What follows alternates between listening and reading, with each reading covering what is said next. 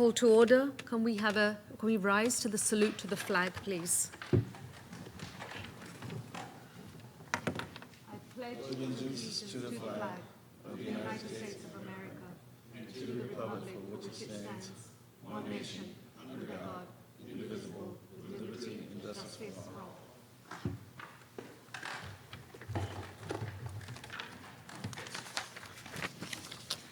The New Jersey Open Public Meeting Act was enacted to ensure the right of the public to have advance notice of and to attend the meetings of public bodies at which any business affecting their interests is discussed or acted upon. In accordance with the provisions of this Act, the Board Secretary has caused notice of this meeting, including date, time, and location, to be posted in the South Brunswick Public Library and at the Board Office, filed with the Township Clerk, and communicated to the Home News Tribune and the Star Ledger. Before we move on to the roll call, I would just like to make an announcement. On Tuesday, the 24th of May, we were all heartbroken to hear of the massacre at Robb Elementary School in Uvalde, Texas, where 19 students and 2 adults were murdered. Please, can we have a moment of silence for the victims and their families?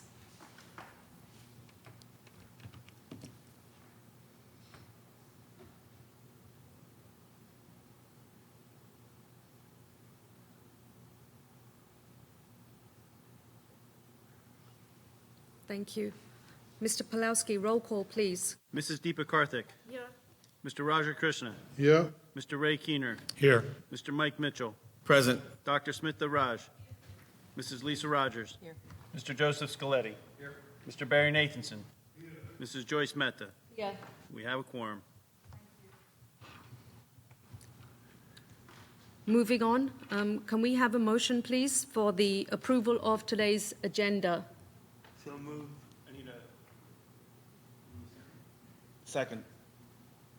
We're going to do a little shift in the agenda and move the school board's presentation into the superintendent's presentation. The end of my report. Move the update on the agenda. A second. Motion by Mr. Nathanson, seconded by Mr. Mitchell. Any nays? Any abstentions? All in favor? Aye. Aye. Motion carries. Next on the agenda is the approval of the minutes. First of all, the executive minutes of March 15th, 2022. Mr. Pawlowski, roll call. No roll call. No roll call. Motion. Motion second. Need a motion. Motion by Smita Raj, seconded by I'll second. Mr. Keener. All in favor. Any nays? Just all in favor. Nays. Mr. Pawlowski, I don't wish to approve the executive minutes. Any abstentions? All else in favor? Everybody else? Aye. Next, the motion, please, for the board minutes of March 15th, 2022. Moved by Mr. Nathanson, seconded by Mrs. Rogers. Any nays? What is she? Yeah, What did you just do? I called for a motion For the board. First one. What happened on the first one? For the motion for the minutes, I have all in favor except for Joyce. Yes, correct. The consent agenda motion doesn't get moved until action items in the agenda. Why didn't she approve it? Correct. Well, we're dealing with the board minutes now of March 15th. Well, right, you did an approval of the minutes. That's inclusive of both board and executive. So then Okay. I'll withdraw Okay, So am I withdrawing Thank- the motion then? yes. I'll Thank move- you. Thank you, Mr. Nathanson. Thank you, Mr. Pawlowski. You got it. I have a question. What did, did not vote on something? What did you remove yourself from? Myself? Yeah, Madam President. From the minutes of March 15th. So you abstained from No- voting on the minutes? No, I didn't abstain. Okay, Voted no. You voted no on the minutes. voted, Yeah. okay. Thank you, Mr. Thank you. Keener, for your question. Mr. Pulaski, are we good to move on? Yep, you're all set. Okay. Next on the agenda, we have the report of the students' representative, Victoria Gutt. Hello, good evening, ladies and gentlemen. I hope you all are doing fabulous.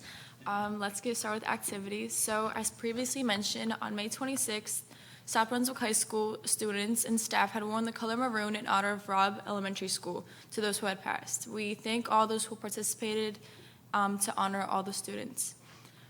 Senior Society starting next week, which means our senior school year is wrapping up. Means bye-bye to me. Last Friday, May 20th, 250 students attended to junior prom at the Princeton Marriott in Forestro and an absolute blast with the red carpet theme. Next week, June 1st, is Mental Health Fair during all lunches. June 1st is June 1st to the 3rd are elections to the Class and Student Council. We are also excited to be voting on the stadium gym name. June 2nd is our portfolio night on the Blue Cafeteria from 6 o'clock to 8:30 p.m. June 3rd is our senior college career breakfast in the stadium from 6:45 to 7:20 a.m., serving free bagels and coffee. June 10th is our senior prom taking place at the Marigold at Somerset from 5:30 to 10:30 p.m. For athletics, baseball is playing at the state tournament on Wednesday, May 26th, First Arm State Tournament. Track and field is getting ready for the states. Girls track came in 3rd GMC and boys track came in 1st GMC. Sports forms for the fall season. We'll begin collecting sports forms for the fall season being June 1st, 2022. The deadline will be for the submission July 15th, 2022. That was all I have for you folks today. Thank you for listening. Thank you, Victoria. Moving on to the report of the Superintendent of Schools. Over to you, Mr. Feder. Thank you. Just to say, we all know about what happened in Texas, and we all woke up the next day. That night, we had parents in fear, we have kids in fear, we have a country who probably feels like we just did this the other day. And one of the board members sent a great image that I'm going to alter the image a little bit, though. I have something to add to the image. And here's the image. I'm not going to show the image, but here's the image. Mass shooting occurs.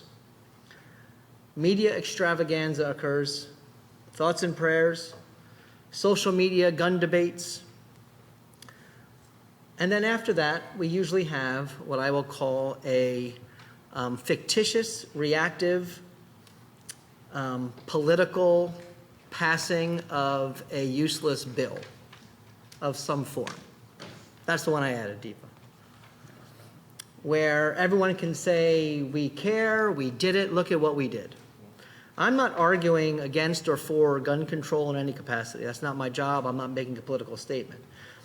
My statement, however, is we just continuously go round and round in circle. So at the end, no one actually does anything that changes anything. Back to normal. Until when? The next mass shooting. The stats I saw today from the New York Times, I don't know the accuracy, but the New York Times posted that in the United States, over the last, I think it was about 20 years, we have over 100 mass shootings of over 4 or more killed, murdered, and the next closest country is 8 in that same time. So take it what you want, take any side you want on gun law. When we're dealing with kids and we see these things happen, you think that might be the jolt. Maybe that'll be the jolt, whatever the jolt needs to be. And I don't know what the jolt needs to be. It reminds me of 9/11. And if you tried to fly after 9/11 within the first few months, you probably had a 2 to 3 hour wait on the TSA, and you were fine with it. You were fine removing your shoes. You probably would have stripped almost naked if that's what meant to get on the plane, and you would have been okay with it. 6 months later, however, you were cursing the TSA agents for taking all your time. Didn't even take a year for that to just kind of be like, okay, that was sad. I don't know what to do about it. That's not my job at this point for the country. Dave and I started talking today. We're not going to get into that because we haven't flushed anything out. I know board members might have ideas as well. I know community has ideas as well. But I hope this image of just going to wait to the next one, just somehow something, whatever the right work is, happens. With that said, today, I got called to a school. I'm not going to use the names of anybody except for one person in my little report about this issue. There was an issue at a school, a student in crisis. By the time I got there, the crisis was well in hand. The principal was there, the assistant principal, our director of special services was there, the counselor was involved, the behaviorist was literally hand in hand with the child that needed her. The teacher was there in tears in another room, just watching a child in crisis. Behavior technician who was working with this child. And then this other person was there when I got to the school. And she was like literally on down to the child's level, talking to this child and saying things like the child was still fearful. There was an ambulance, there were cop cars, and the child was saying to this person, I'm scared, I don't want to go in there. And the person said, he was expressing kind of a fear of even cops. And this person was a police officer. And the person said, police officers aren't just here, we're here to just help you. It's not here to arrest you or get you in trouble. She kept repeating that over and over. So that person happens to be with us today, and she's not here for that, and she had no idea I was going to just do that. I asked Chief Haduka today, at the recommendation of one of our board members, I won't mention Lisa's name, to think about having the police come here and kind of share how their response in support of the schools. And we have an amazing relationship with our police department. I mean, better than I could have ever hoped anywhere, anybody could have, with, I believe, crackerjack of a chief, as well as his whole team. He expects a lot of them, and we see the outcome of that. Tara Jardulo is a lieutenant. She oversees all our SROs, our Class 3 officers. She's the first call principals make in any need, and she'll go to homes. Today was literally on the ground with a kid, making that kid feel at ease. And I don't know how many people on site today at that building said to me, Tara was amazing. Our police are amazing, but right now they have a job to do. Now that was above and beyond that job, because that job had nothing to do with the safety security that we're talking about with anything that's gone on in the world. But Tara's here today to talk to us about what the police are doing and how they interface with us. So if I can call Tara to the stand, I'm going to give you a little round of applause too. Thanks. I appreciate your kind words. I'll piggyback off that and say that I'm very grateful for the relationship that our agency has with the school district all the way around. From the chief, always a very confident and strong leader, and his relationship with Mr. Feder, the deputy chief, myself. We have Jim Conroy that has been a blessing to myself because we bounce everything off of each other now. With him being a retired chief, those tools that he has benefit myself because I know his years of experience can only give me better ideas on how to handle certain situations. So it's definitely a great relationship that we have that we continue to build on, and is definitely necessary for us moving forward. That being said, same sentiments were on Tuesday as everyone watched what was unfolding on TV. My phone started to ring. By 5 o'clock that evening, if anyone gets our nixels, you saw that the chief had made a decision that tomorrow we were going to increase our patrols, but we directed patrols at the school buildings. For those that don't know, we typically have 3 or 4 SROs working on any given day. That's 3 or 4 assigned to 14 schools. 14 schools in the township. We would take from patrol that day and have them check in on the schools. Maybe an hour, hour and a half later, I got another phone call saying that wasn't enough, that chief wants an officer at every building for the duration of the school day. He told me that I needed to come in and figure out how we were going to find 14 officers to put at every building from the opening of the school day till the end. And what we normally do in the fall is we do what we call Operation Safe School. So everybody's coming back to school, everybody's nervous. What we do at the beginning of the year is about 15 minutes before school starts, there's an officer at every building. And then they come back at the end of the day till about 10 minutes after the last person leaves. So we did that again the last 2 days. The difference was they did not leave that building. They went inside, they introduced themselves, they spoke to the principals, they reassured them that they would be outside for the entire day. And some of them didn't leave at all. Others did need to leave to pick up a quick bite to eat, but there was an officer there relieving them. So there wasn't a minute during that school day that there wasn't an officer there. We left at the end of the school day, but then the afternoon shift picked it up for us. And they did directed patrols at every building, 14 buildings in the school district through the evening hours, because we know our kids are still there at the end of the day, through 6:30, 7 o'clock at night. It wasn't just patrol officers making those checks during the day. There were lieutenants, there were captains, the chiefs were out there, everybody was out there showing a presence. And that's the best we can do. As Mr. Feder said, right, it's reactive. Something happens, we're out there. And I know that that's been criticized, but I think we were thinking to ourselves, okay, this is what happened, what can we do about it? So just having an officer at that school for parents to see in the morning, for children to be able to wave to. We had field days today. Those kids were outside. I know my kids look forward to field day. We didn't want to cancel those. So the officers were outside for field day today, standing there vigilantly watching, checking the outsides of the building, making sure all the doors are secure. We had detectives that put on their uniforms and went out and covered the buildings. We had traffic officers that were at these buildings. Not one person that I asked to help me even hesitated. Officers changed their schedules, called their babysitters, said, could you come over early tomorrow? I need to be at work to help with the schools. That's a blessing for me. Every officer that I work with has always given 100% of who they are, and they are absolutely amazing. I've got so many compliments from principals and teachers that they got to meet new faces. But the best part about it is, if we can find a silver lining in such a sad event, is that the officers too were like, this was such a fun day. Everyone is so nice. I can't believe that that school, all the kids were happy to see me, because not all of these officers went through an SRO program where they were assigned to a school.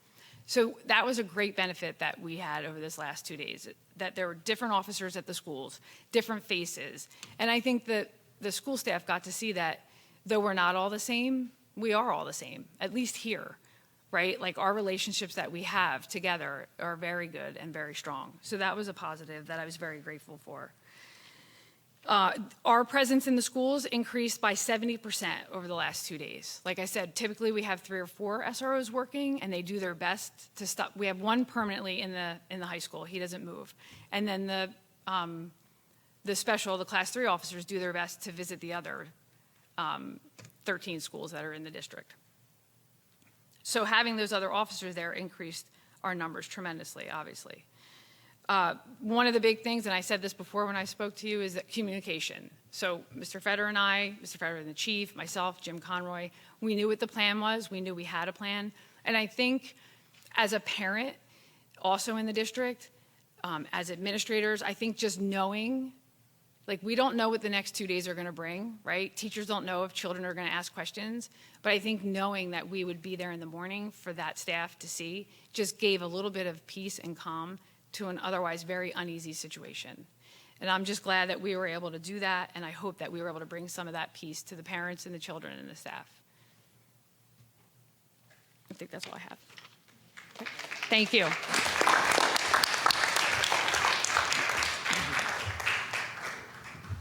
Taryn, I can tell you, the principals that, have to call you here and there, they appreciate that they have your cell number, your home number, your husband's cell number, home number, and your children's cell number and home number. And they just know they can get you. And that matters. And unfortunately, they've had to use that call a lot this year. But it matters. So thank you. Thank you so much. Thank you, Great. Tara. Thanks, Appreciate Tara. it. Thank Have a you good so night. much. And I know Tara moved some things around today to get here for this Yes. last minute. So thanks, Tara. All right. It's another note of the situation I shared before. The situation was really a challenging situation. And the mother of the child actually had just had a surgery and was unable to drive and get there. But the child wouldn't go wouldn't move and the child wouldn't go. We wanted the child to feel comfortable in making the next move where the child had to go. So Raphael, I'll say his name, Director of Special Services, went home, drove to the house, picked up the mother, brought her here, and then the principal stayed with the mother and the child all the way to the hospital, so that, because knowing that the mother was not in a way that could have done all the things the mother would normally have done. So she acted as a pseudo supporter at that time, and all that happened to support one thing. And I can tell you this has been a challenging year with those kind of situations, but we're great people. So again, just sharing that situation. Thank you, Mr. Feder. You're welcome. For sharing the situation, and our wonderful staff and our police department. We appreciate that update. So we have 2 presentations that are going to happen. I'm going to finish my report, and I'm going to turn it over, actually. We actually have 3 presentations, but two of them aren't too long, and one we're going to hear from where we have a guest from the New Jersey School Boards Association. He's going to talk to us. Gwen Thornton is here. Where are you, Gwen? There she is, over there. So let me just keep going. So you hope you had a chance to see the Joanne Kirkus 17th Annual Art Gallery. It was another visual extravaganza, virtual again this year, as that would have been a major Smush event. And we are, limiting our Smush events. And that we'd have had to decide that to be in person long, long ago anyway. So that one was virtual. It's done beautifully virtually, but it's also a miss to not have that in person. That's a really great event in person as well. You're also going to learn when we get our calendar out next year, the 22-23 calendar student award winners were chosen. You all know that calendar. It is literally a thing of beauty. It's an award-winning calendar. It should be sent out to everybody. It's just a beautiful thing. Our kids are amazing, and you've seen their artwork, and they're just amazing. But without further ado, we do have some visitors in the audience tonight that I do want to acknowledge. On your agenda this evening, which you all know in advance, because for people that don't know, we give the agenda out to the board in advance so they can look at things. If there's questions or there's issues, they would let us know. And no one raised any issue with this next we're asking you to make a hire. We're asking you to make a hire for the district.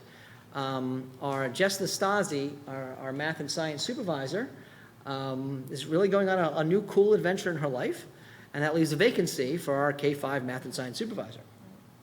So Jen and Suzanne led a huge, wonderful, rigorous process to find the best possible person out there. And they did. They found our own Mrs. Jennifer Greco. Woo woo!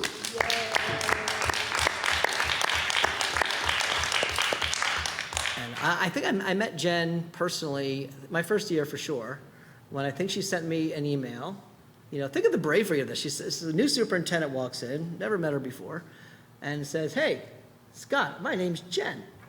Kind of want to come hang out and talk to you for a few minutes." And sir, she probably said it much more professionally and eloquently than that, but that's how it went. She came over, talked about our aspirations, and da-da-da. And I know her personally to be just a amazing educator, and I think she's going to be an absolute amazing leader in this next level. She's already a leader at the teacher level. Now it's going to be at the administrative level. Just awesome. So without further ado, I'd like to ask Jen if you'd like to come up to the microphone. And you brought guests. Oh, very nice. Mom and Pop, good job. Fantastic. And Jen, anything to say to us? All right. Good evening, board members, colleagues, parents, and students. I'm honored to be here today with my parents. My husband is currently at home right now with our 2- and 4-year-old. I'm grateful to be recommended for the elementary math and science supervisor position. I come to this position with 15 years experience in the district, and I'm also a South Brunswick alum. I went through my K-12 experience here. It was my first grade teacher, Mrs. Samuelson at Cambridge, that inspired me to want to be a teacher. It was my middle school math teacher, Mrs. Gilbert, who made me realize math could be collaborative, authentic, figure-outable. At the end of 8th grade, she pulled me into the hallway and she gave me a bracelet. It was very popular at the time. These little beaded bracelets came in different colors. They had different meanings. And she said, take this bracelet and follow your dreams. Well, that bracelet is still in my jewelry box today as a constant reminder of how lucky I am to be in South Brunswick. When I moved on to high school, one of my math teachers, Mr. Haston, who is still currently a math teacher at the high school, continued to build my math mindset. He always went out of his way to help me understand a concept when I just wasn't getting it. And he built connections with me through athletics, often came to my swim meets, cheered me on, and I always viewed him more as a math coach than a traditional math teacher. And these are just some of the teachers that have really built me up along my journey. I come to this position with a doctorate in teacher leadership from Rutgers and experience teaching grades kindergarten, 3rd, and 4th. Currently this year, I am serving as an elementary math interventionist where I've had the opportunity to work one-on-one and in groups with students across many grades, many elementary schools, and the same with coaching teachers. I've also had the opportunity to work closely with Jessica Nastasi and, of course, our phenomenal math team. I look forward to continuing our district's theme to unify, rebuild, and thrive, all within this exciting world of math and science. Thank you.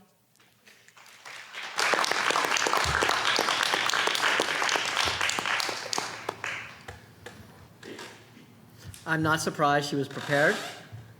Her speech was ready. What? You didn't give us any math problems, but we'll maybe next meeting we'll come up with something good for us. All right? Got to keep the board members thinking, Jay. No. Especially this one. No. If she thinks, keeps her focused. It's good. Hard. Again, Jen, thrilled to have you. And you beat out all the rest. And it was a rigorous process I know they put you through. But we're glad you stuck it out, and we're glad you accepted. So thanks, welcome aboard. Welcome aboard. You guys proud, right? You're proud? Do you want to come tell us some childhood stories of Jack? All right. A few quick notices. I know I want to get to Gwen. June 7th is primary election day. We're open, and we have 5 of our buildings will have primary elections. We are also in working in concert with our police department to do what we can to keep that even safer than we always keep. But I mean, we keep it really safe. But it does stress people out that people will be in our buildings when school's in session. So we do know that, and we are preparing to make sure that is not an issue in any of our buildings.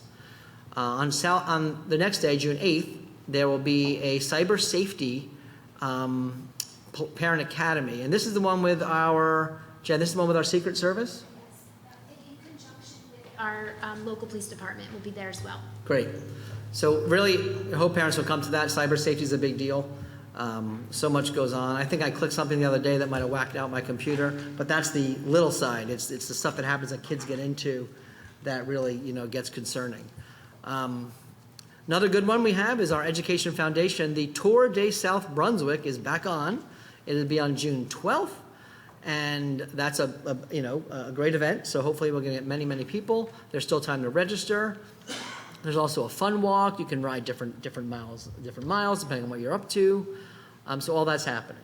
Another reminder that we are off on Friday, May 27th, and we are also off on Monday, May 30th for Memorial Day.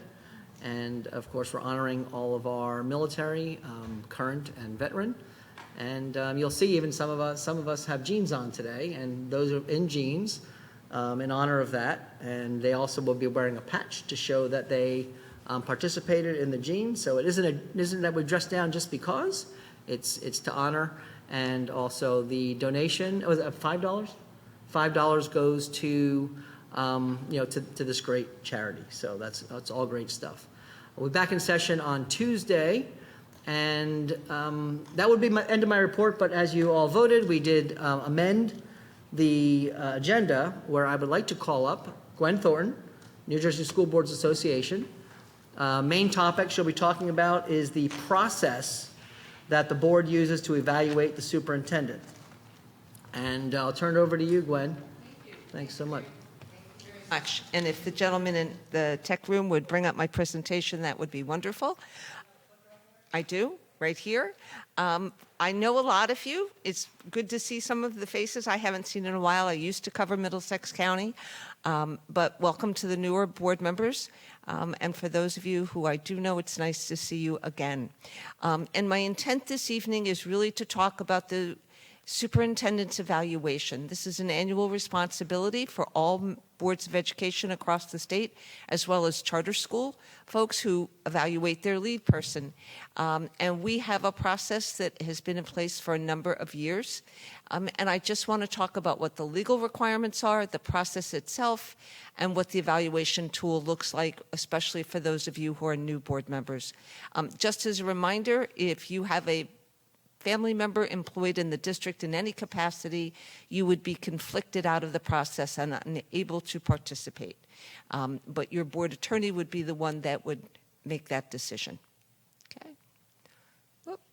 So evaluating the chief school administrator is the board's means of providing oversight and appraisal of the day-to-day operations of the school district. And as I listened to how complicated just one day is after that tragedy, it really gives rise to how much work your administration is doing. And that's marvelous. Okay? So it does speak to your responsibility. Why is this not working? To do it. It's embodied in statute. It's required on an annual basis once a year. It's required to be in writing. It does require that at its completion point that the board, the full Board of Education and the superintendent meet to review the evaluation. It's not just the board officers, but it's the entire board. And the reason for that is that the written report reflects the majority perspective, but the minority voice is protected by being able to speak at that conference and share their perspective as well. As all things that boards do, it's by majority, and the majority carries the day, but the minority voice is always protected. The State Board of Ed requires that the evaluation be based upon the district goals and objectives, and then other responsibilities of the superintendent and other criteria as may be prescribed by the state BOE.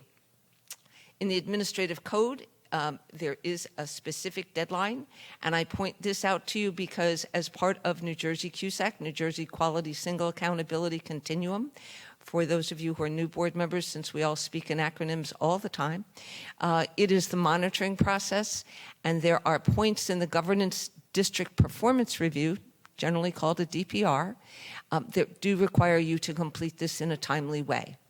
It spells out that you must identify areas of strength, areas needing improvement if there are any, recommendations for professional growth, and indicators of student progress and growth. Typically, those indicators of student progress and growth are standardized assessment scores that come directly from the district that can be attached to the superintendent's evaluation. A little tough in 1920 and 2021 when we weren't giving those, and so this year we will indeed have some of those pieces. Because you're K-12, you certainly can attach ACTs, SATs, ACTs, even if you don't have, you have Start Strong, but if the rest of them aren't back, which I don't think they will be, who knows, you can certainly use those as indicators of student growth, okay? So that's what's required by statute. Here it is in QSAC, and you can see that completing it is worth 6 points. You certainly don't want to lose points on your governance DPR because you didn't complete it in a timely way. Why is this? There we go. So the evaluation tool itself, it's an optional service that we have available to you that is online. It provides a standardized methodology to make sure you're compliant with all of the statutory requirements. We developed it in collaboration with NJASA about 7 or 8 years ago. We met with them, we meet with them periodically. We just met with them this past winter, remotely of course, to see if there were any changes that the superintendents wanted to see implemented. They were satisfied and happy with the tool itself, and so we have continued with it as it's currently constituted. In order to make the process seamless, Making sure, and this is really your business administrator, board secretary, and I have to admit I didn't look at your district census before I came, making sure that it's up to date and that all of the board members are entered with the correct email address is always a challenge.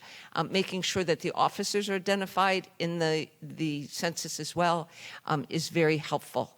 And then really for the board's perspective, developing a calendar to ensure you finish in time for that July 1 deadline. Okay, so if you haven't begun this process, you certainly should think about doing so ASAP, okay? Because as I'm listening and hearing June dates, it reminds me that it only has 30 days, and June is action-packed with fun things to do, so you don't want to be rushed, because this should be done in a very thoughtful, careful way. This is an evaluation of an entire year's worth of work, and so rushing through it is not really a great idea whatsoever. I would not want to have my evaluation rushed through because I want to go to something. I recognize that you're volunteers. I was a board member for a decade myself, way back when it used to have to be handwritten. Now it's computerized, so it's a lot easier for all of you. But it is something that you need to do and do carefully and thoughtfully.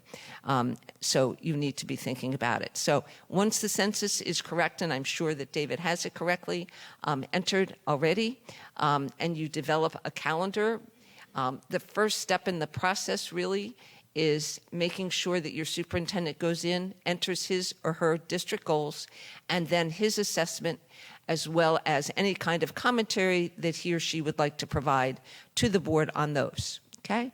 So it really does begin with the setting of those district goals. This is not, a one-time thing. You work on those goals in your committee all year long. The work of the board is driven by those goals that you have for the district that are set. And so, you want to make sure that you are reflecting the totality of the work that has been accomplished over the past year. This is what the actual form looks like. Scott will enter his goal and then his assessment and any kinds of comments that he wishes to make. Then right below that, when you get it, you will see that there's a place for the board to mark achieved, satisfactory progress made, or little or no progress made. Please provide specific examples to support your assertions, how you have rated someone. We can all improve. Even if we're wonderful, we can always get better, right? We expect our kids to be about continuous improvement and learning. If I'm not doing well in a particular area, and I'm not suggesting that's the case here, but if somebody tells me why, I can fix it, right? But if you just give someone a mark and you don't write anything, someone's not going to know what to do with it. It has no value.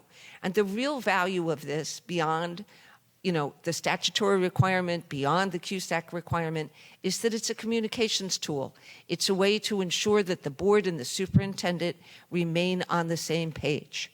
So it's an opportunity, another opportunity, and the board has multiple opportunities, but it's another opportunity to share, what has gone really well. Additionally, I'm a firm believer that skills are transferable. So if someone's doing an excellent job in one particular area and perhaps not as strong in another, if you tell me what I have done so well in one particular area, perhaps I can take that same skill set and transfer it to another area. So I just think it's very important. And again, I would just urge all of you to be flexible as we consider the impact of the last 2 years with COVID and how difficult that has been for the entire educational community. So here you can see there's a sample goal. I'm not going to read it to you. You can see comments that the board made, and then you can see it's a 9-member board. 7 of the board members believe that the goal was achieved. 1 thought satisfactory progress, and 1 thought no or little progress was made. So the written report that you would provide would indicate that the majority of the board believes that the superintendent accomplished the goals, and then you could use some of the comments from the board members themselves to support that rating. Keep in mind, this is all done online and it's all anonymous. Your name is not attached to any of it. So when it is returned as a compilation, it just has all of the ratings and then all of the comments. We don't edit it, so if you don't use spell check, it's going to come back with the same. So you spell, I'm kidding, but we do not edit this in any way. We're not in the business of evaluating superintendents. We are in the business of helping you accomplish your job and providing that support. That's our goal, okay? The second half of the evaluation is based on the professional standards for school leaders. Originally, they were known as the ISLIC standards. I sat on a committee way back when, and I mean in the early 2000s, with other educators and administrators who worked on these ISLIC standards. And all educational leaders in the state of New Jersey agreed to live with the professional standards. So here they are. There are 6 of them here. We combined some of them.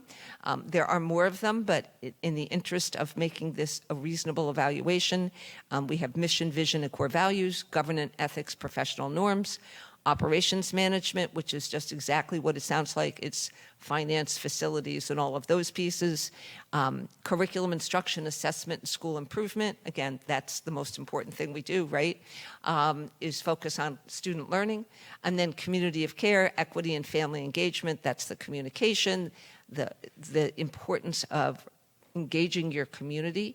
And then professional capacity, pretty much around professional development, recruiting and retaining high-quality staff, recommending wonderful young people to advance in their educational careers. So those are the standards.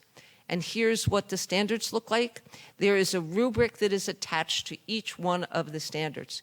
Please note that the definition for the categories, the ratings, exemplary, proficient, are different in each of the rubrics. So you have to read the rubric before you read the indicators. And the indicators essentially build to the accomplishment of the standard. It also asks you, after you have rated all of the indicators, to provide an overall assessment of each standard. And one of the reasons we like this rubric with the indicators is if you score someone all exemplary, you then can't put area for growth in the final category, right? It helps you to really think about what it is you're doing, okay? And again, there is an area for board member comments in each of the standards, and those blocks will expand. You can type as much as you want or as little as you want, but again, I would encourage you to provide feedback because that is the intent of this document, okay? Here's the sample compilation. The overall standard is missing, but you can see where the board members all fell out. So when you get this back, this is what you would see in the compilation, okay? So the compilation, I can deliver to you instantaneously, almost electronically. The written report must reflect the majority opinion. We've also developed a summative template that you can use to make it a little easier to structure that report that you're going to share with Scott. The notion is that you're going to create a summative document that reflects the board speaking in one voice. Because as all things, right, once you vote, that is the decision of the board. And again, that report should be the board speaking with one voice. And so the minority voice finds expression at the meeting, at the conference, but the written report is important in expressing the majority opinion. Please don't forget that when you're going to meet to either discuss the compilation and write the summative eval, you must rice the superintendent the same way you rice all employees as a Board of Education. And before you hold that final meeting before July 1, again, you must rice the superintendent again to make sure that that is done, okay?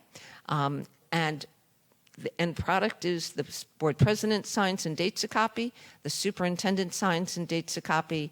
It is not acceptance or rejection, it's acknowledgement of receipt, as it is with all certified employees in the district. All educators, sign their eval, they date it. It doesn't mean they agree with it or disagree with it. It's acknowledgement that it was done. As with all employees, you have 10 teaching staff days as a superintendent to append, attach, anything that you would like to that evaluation. The board should be notified if you're appending anything to it, but the board can't say no to that. And that is the same for every staff member who's evaluated in a school district. They have that same opportunity to do that. Okay? Here's just what the front page of the template looks like, and you can check multiple boxes as you go through this. And again, making sure you are providing remarks that support the ratings and be thorough and thoughtful about it is very important. I think boards of education can say whatever they need to say depending on the words they choose and the tone they take. And it is meant to be an opportunity for growth in the relationship between the board and the superintendent, and done in that spirit, okay? So you will see you have an option. You can check multiple standards if there are multiple areas of strength. You don't have to make up areas for growth, or for improvement if there aren't any. We have that there because it's required by the state. So again, making sure that you've sent a rights notice to your superintendent prior to that conference, and that it includes a majority of the total membership of your board, and that happens by July 1. So you are going to have to hustle a little bit to get this accomplished, which I recognize, but I'm glad that I had an opportunity to come in and just review this process with you, because I know you have some new folks who've never done it before. Your username to go in on our website is your email address with the district. If you've never been on our homepage, you can set your own password. Sometimes our passwords get sent to the trash. So if it doesn't come back immediately or shortly thereafter, check your spam or your trash email, please, because oftentimes that happens with that. You can then sign in and go in and do a part of it. It doesn't have to be done all in one sitting. You can do it and go back, sign out and go back in. You don't have to do it, in a block of time. I know that you're busy, so if you only have an hour here and an hour there, you can make it work by going in and out of the document itself. No one has access to it. No one can see what you have written. It is completely anonymous. All I can see is your last name and the date you complete it. I don't read it. I'm not interested in it. None of us are. We're interested in helping you get it done. Okay? Just so, remembering that this is not a once-a-year item or an event, remembering back to last June, I have trouble with 2 weeks ago. So it is really helpful to pull out sometimes either your agendas or other kinds of materials that you may have hung on to just to refresh yourself. It's not just about the budget you passed last month, or something that you adopt tonight. It's about a full year's worth of work. Okay? And, making sure that everyone who's eligible participates. No board president should have to chase around board members, especially when you're on a tight timeline. And I know you're busy, but everyone's voice has an opportunity to be heard, and it's part of your statutory requirement. So, and all of you will also be able to see who has completed. So if there are any laggards, you're going to know who they are. So you don't want to find yourself as the last one after the due date getting it done, right? On our website at njsba.org, I've said it so many times I can't even remember it. We have a multitude of resources. There's an FAQ that's on there. So if you're a new board member, that's something you can look at. We have an evaluation guidebook that is there, that goes through it step by step by step by step. We have a webinar that's recorded that you can go into the webinar site on our website. It's recorded, and you can watch the webinar if you think that would be helpful. And it's all there for you. You can call any of us, and we will help you if you get stuck. We will help you if you have problems with the IT issues. Our IT folks are working weekends during eval season because a lot of people get stuck. And I can't help with the tech. I can help with questions, but I'm not great at the tech piece. I'm not in the office to do that. But we are here to help. So I would be happy to answer any questions you have. I know you have a full agenda, so I don't want to take a great deal of your time doing this presentation, but I thought it was important for you to hear and know what it's about. You're welcome, Joyce. appreciate this. It's very helpful to all of us, whether we're veteran board members or the newer board members. So we really appreciate it from the bottom of our hearts. Okay, so any questions to my right? Mrs. Rogers. Hi, Gwen. Good to Hey, see you again. Good to see you. Haven't seen you for 5 years. When did he start? Just a brief period of time. Just a small period of time. A little period of time. Rough, but there it was. Anyway, thank you very much for coming. You had posted the actual evaluation, a picture of it, and we all know that it's on the website. And we've gone through the training, at new board member training. We've gone through for governance training. So I appreciate you coming out and spending some time. Given that we're all familiar with it already, can you explain if there's any changes that we should be aware of that have changed in the past 2 or 3 years? Because we've done this multiple times. On the evaluation? Yeah. We updated the template to make it, to simplify it. We provide it as a Word document so that you can cut and paste again. Okay.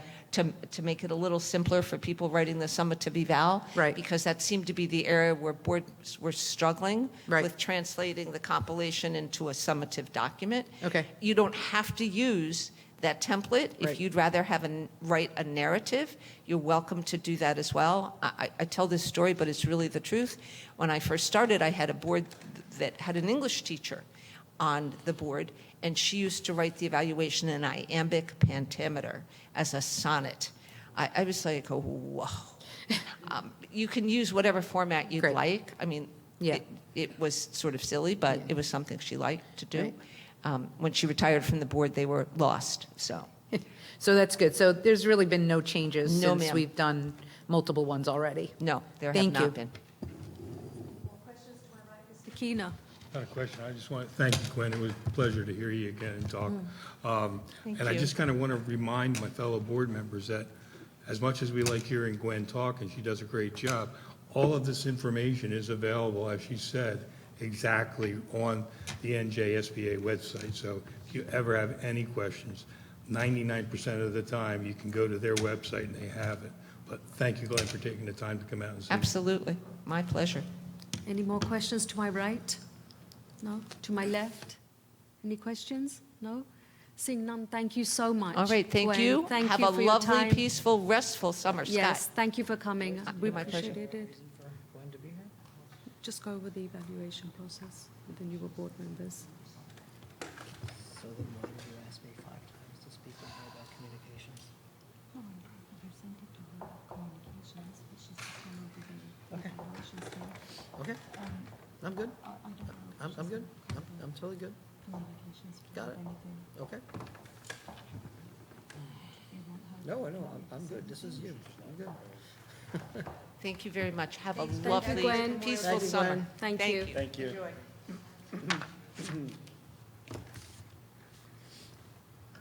Moving on to the next part of our agenda, which is the presentation, the LEA. Just to be clear, the reason because we don't want to get caught up in any more stories of what people said to each other. What I leaned over to say to President Mehta was that Mrs. Mehta had asked me I can probably pull up 5 or 6 emails to speak to Mrs. Thornton about talking to us about communications as on our agenda. So I had sent a list of questions, and I just asked Joyce if that was happening, and Joyce said no. So I just want to make sure that's all that happened, and we're What good. did happen was that you sent those questions directly to Gwen.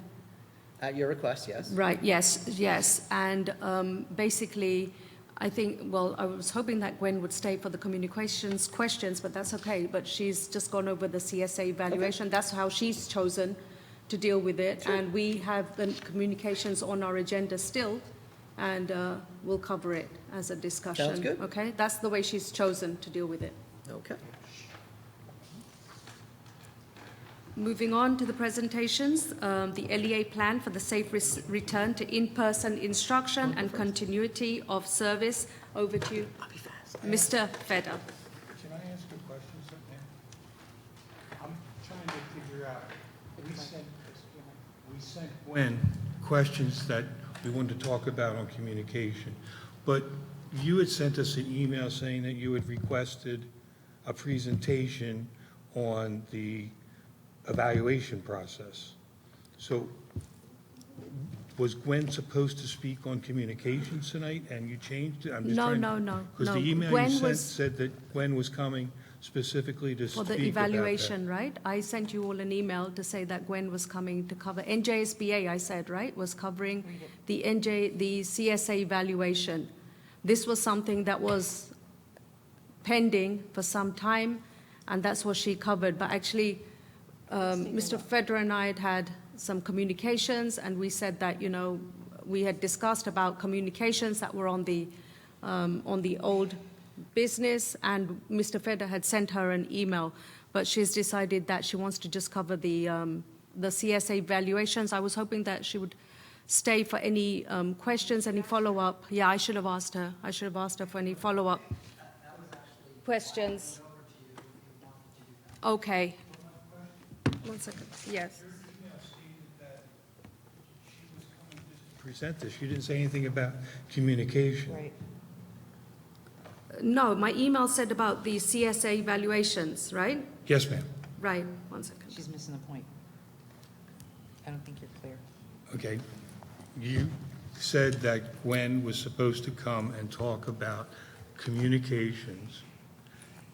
We never got that. You had sent her specific questions. You sent us, all the board members, an email advising us that Gwen was coming to speak about the CSA evaluation, mentioned nothing about communications. That's right. Because what happened was that there was some conversation that was going on between Mr. Federer and I as to who is going to cover this and how and why. And he had sent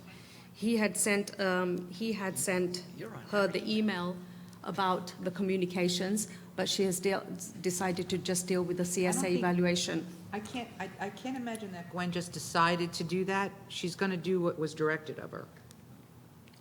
I mean, she would do whatever we asked of her. I So don't- Mr. Federer did ask, and he did send an email about all the communications topics. So she didn't want to do that presentation? Well, I should have stopped her before she went. Well, I kind of think you're right. We should. I should have stopped her before she went, but, you know, she's decided to do the CSA. There should have been, quite frankly, a discussion between you and her as to what was exactly going to be covered. And that doesn't seem like it was clear, because you just said you should have checked with her or stopped her to cover that. So this should have taken place before she approached or had to come tonight. It wasn't clear then to her, because Gwen is going to speak on what she's requested to speak on. Any speaker would. So let me just be clear, right? Please. Basically, she was here to do the CSA evaluation. That's the reason why we had called NJSBA, right? But the communications was on the agenda for us to also cover about communications, Right. right? So it was kind of like last minute that, you know, Scott and I had, you know, sent emails back and forth. He had sent her an email to ask her to cover XYZ on the communications part of it, right? Why did I send that email? Because it was outstanding, and we had conversations like, what's the best way to deal with it? Why did I send her an email? Why did I speak to her on the phone? Specifically, why did I do that? I'm going to pull it up on email if you need me to, but why did I do that? It's a simple question. Why did So- I call Gwen and speak to her on the phone? Right? Why? No, I had said, Okay. wait a minute, calm down, calm Okay. down. What I'm saying to you is there had been discussions, right, between us, you and I, about the communications part of it, right? How we wanted to deal with the communications part of it, yes? And that is why you reached out to Gwen. Hello, Scott. Would you kindly reach out to Gwen Thornton directly in respect of the communications part of the training on the 26th? Her number is 609-21. Why did I call Gwen? Excuse me, Madam President, you making a phone call right It's to Gwen, it's to Gwen. You're making a Because he phone asked call. us, but he asked me to call her back, right? You said call back. Okay. So this is the conversation that Scott and I had, but she's gone over this, and that was the understanding. He had sent her an email. I did not receive any email back. 1 minute. I'm trying to explain to you. Please listen. That was why we had reached out to Gwen to say, hey, can you cover XYZ things? I did not receive an email back from Gwen to say that she would cover communications. So I think that her understanding was just that she was going to do the CSA evaluation. Obviously, she'd received, Mr. Scott reached out to her directly. I had met with her at the delegate assembly, and she had asked me to ask Scott to reach out to her. Scott, I don't know, had the telephone conversation with her, didn't have the telephone conversation, but I did not receive an email back about the communications. If I may? Well, Lisa, one second. Actually, you do know I spoke to her. Mike knows I spoke to her. You know how I know that Mike knows that? Because he received the same email I sent to you. As I always send emails to Mike, as you, so we don't get in this situation. It's just factual, straight stuff. Okay, You Mr. spoke Feder. to her. You told her what you thought. No. You said, I didn't tell her what I thought. You did, about I emailed her communications. You about did. the CSA evaluation where you were copied on that. I'm good. Okay. I'm good. But we should have stopped her. I think that I should have stopped her before she left. And maybe, you know, We just have more important things at this point. maybe you would have just, You mean, I could have leaned over and told you, hey, do you want her to do this? You're right, I could have done that. no, I think wait, that, I did no, do no, no, that. wait, Sorry. wait. I think that, Mr. Feder, I think that what you should have done is just stopped her before she left. That's it. You're right, I should have tackled her. I don't No, know no, what you no. wanted to I'm do. not blaming. I'm just saying we should have stopped her. That would have been the easiest answer to all of this. Okay. Mrs. Karthik. Wait, Mr. Barry, wait, Mrs. wait, Karthik. Mr. Nathanson. She called you. I just want, 1 minute, Mrs. Karthik. we have a full agenda, right? So Joyce, please send that email trail to the rest of the board. Yes, We can figure this out later on. Yes. And let's move on. yes, thank you, Please, Mrs. please send it Karthik. to us before the end of this meeting. I would like the email to be read. I have an email here. It says, hello, dear fellow board members, hope you all are well. Just to let you know that NJSBA will be attending our next BOE meeting to inform us of the CSA evaluation. If you have any questions, please let me know, else ask them at the meeting. In addition, please note that the Middlesex County meeting on Monday, Yes. May 23rd at Pierre's, please register if you have not. Yes. You told us that she was coming That's why she specifically did for that, that. and that's what she did. But But that's after what you that, asked her to do. after we had sent that, the conversations and whatever we had it came after, and Mr. Feder had contacted her after this email went out. Okay, Mrs. Karthik. I think you are going to send us the trail Yes. of this particular conversation about Yes, the extra yes. questions that we had for communications, so the rest of the board can see it, Yes, Madam President. And thank you. think I we should will. move on because Thank you, there's so many Mrs. important Karthik. topics to Thank cover. you. Mr. Feder, over to you. Thank you. All right, so as you know, every 60 days, we do a share about our return to in-person learning and all the COVID-related protocols. It's been quiet, except it's not so quiet anymore. So since our last meeting in April, we are now orange. Orange is the high. We go from green, yellow, orange, red. The whole state, as of today, is back to orange. There were the southern part of the state was still yellow. Last week. Everyone is now orange. All kinds of different things with orange, but nothing mandated by the state. In other words, the governor had a mask mandate that has not been reinstated. There's recommendations. So everything remains a recommendation, except for, believe it or not, we are still testing at the expense of somebody all unvaccinated staff each week. That is still an executive order. It is millions and millions of dollars a month, and that is just the way it goes. We do that. We stay in compliance. We have never stopped it. We've also been told it's still continuing into the summer. I have no idea if it's continuing into next year or not, and that's just the way it is. So we still use this company Miramis, and Jamie Bomer, along with the nurses, make sure it goes smoothly each week, and it goes as smoothly as it goes with a company trying to do more than half the state on these tests every week. So that's just the way it goes. As far as our COVID numbers, they've begun to rise. You can follow the dashboard. But it's not just South Brunswick, it's everywhere. And as a result, we've had to mask classes, we've had to mask grades, we've had to mask events. The biggest thing we still stick with, it's targeted. We're not doing wholesale masking. We're not doing because there's a case here, a case there. We're not getting overly ambitious with all that. However, we are concerned. And where we're most concerned is the letter I sent out earlier, yesterday, day before, I'm not sure, this week. And that letter basically, linked it to this presentation, which is available to the public as well. But basically, that letter says that, listen, we're going to have, our word is smush events. A smush event is it's indoors and I can't separate you enough. When we have those events, depending on the event, depending on the number, depending on the situation, the principals will ask at their discretion with their nurse, possibly consulting with myself, Raphael, Jim Conroy, should they mask the event? We've met, I usually meet once or twice a week with various people about this exact topic, specific questions from specific schools. For example, we had junior prom, and the decision was not to mask during junior prom. The decision was to hold junior prom, and our goal is to still hold the events. That's our most important part. We're done making kids miss things. So that's a big part of this. If they feel that masking will be a helpful mitigation strategy that would keep kids and staff in school, that's when they would make that decision. As far as things getting close to senior prom and graduation, the high school is moved a bunch of things to virtual to safeguard that. One of them was a similar, it wasn't just a high school decision, but the art show is really an awesome in-person event. It's just something. It's an awe event. So while it's amazing online because our teachers do amazing things with our kids, that's a miss. But that's a total smush event that we can do this way. So Mr. Burrell and his team looked at different events and made those decisions for those events, which will be in person, which they think they could handle in a virtual manner without too much loss. That's how they did that. So that's our cautionary approach to large events.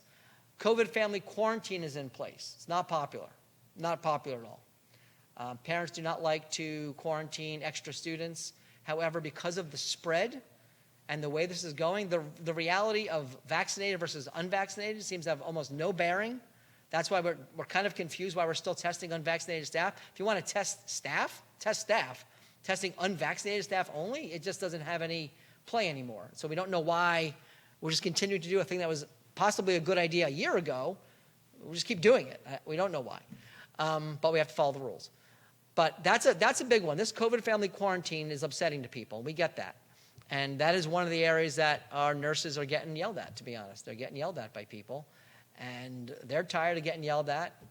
The principals are tired of having to jump in. I'm tired of having to jump in after that. We can't seem to get, families to read what we send out, to ask questions rather than make accusations and complain. It's tough, and it wears on people. It does, but we're getting through it. We're hitting getting close to the finish line. Less than I don't know. My wife's a teacher. She came home and said, "Scott, I have 18 days left." So I'm assuming we're probably about the same, somewhere around that. And our next biggest one. I don't know how this one still gets past people. If you're sick, keep your kid home, please. It's not hard. But believe me, I know parents also are at the same place. They're up to here with it. I don't think anyone wants to hear the term. I don't think anyone wants to see their phone ring with the school number coming up. That has to just be, your heart sinks. Like, oh no, what is it? And the thing is, everyone thinks they know what it is when you get the call. It used to be you had no idea where you were getting a call. They know exactly what it's going to be. And if you send your kid in with a cough, they really know what it's going to be. So I understand the parents' frustrations as well. I think we're all at that limit, but we're also trying to go through. And we will. So the masking classes and grades I went over. I put on here so you can see the letter that was there if you need it. If anyone needs it, this is on the website. You also have the letter. Went over the smush type gathering, but the important thing is the show must go on. We still must do this. We still must get these kids into these cool events. We have cool things happening for these kids. The 8th graders, I think, went to Black Bear? South 8th graders went to Black Bear today. Yeah. They did. Yeah, thank you. South 8th graders went to Black Bear. Good? Did it go well? Positive? All right. Good deal. So we have more of those. We have 5th graders going to Eagles Landing. Unfortunately, though, we missed the things like Hershey. We missed all those cool things. You can't get back. You can't get back. So that's still sad, but we're trying to do as much as we can. Graduation, prom, the biggies. Graduation, by the way, is exactly as it used to be. Kids will process We did not process last year. They will process. We will do it. And I will share one piece of good news. No, I'm not, it's a jinx. I'm not going to share it. Forget I said that. I'm not going to do it. I'm going to go forward. And as you know, as part of this is a special public comment for just this, that if there are public comment, it is an opportunity for public comment. So are there any public comments about this topic?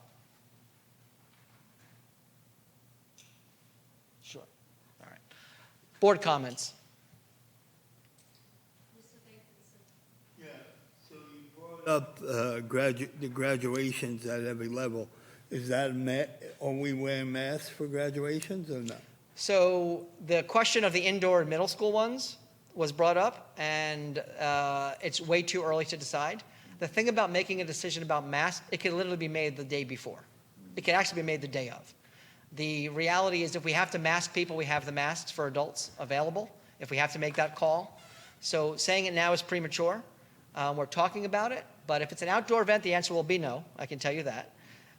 They are also looking certain events to move outdoors. Now, we moved the 8th grade outdoors, I think last year. They really don't want to do that. So the question is going to be, what is our situation? What do the numbers look like? What are we looking at as a community and as a school? And then we're going to make that decision. But I'm not rushing to that decision at all. Now, of the high school graduation, does CURE make that call or we make that call? Ultimately, everyone brings it up to me. We have a conversation. I listen to what they want to do. I talk with the nurses. I talk with Jim Conroy, Jamie Bomer, Amy Finkelstein, Raf. So it's not an authoritarian, you will do what I say mask. It's a conversation. We go over the metrics, the situation we're dealing with, the type of event. Is it smush or not? We've defined smush like, all the time. And we make a call. So it's really a collaborative effort to make that decision. I can tell you it's some things the principals know they can just own. And if they, because we made a decision, they work with their nurses. But again, I met with the nurses, was it yesterday, I think? We do that regularly. We meet with the nurses, and Jim Conroy, Amy, and Raf join.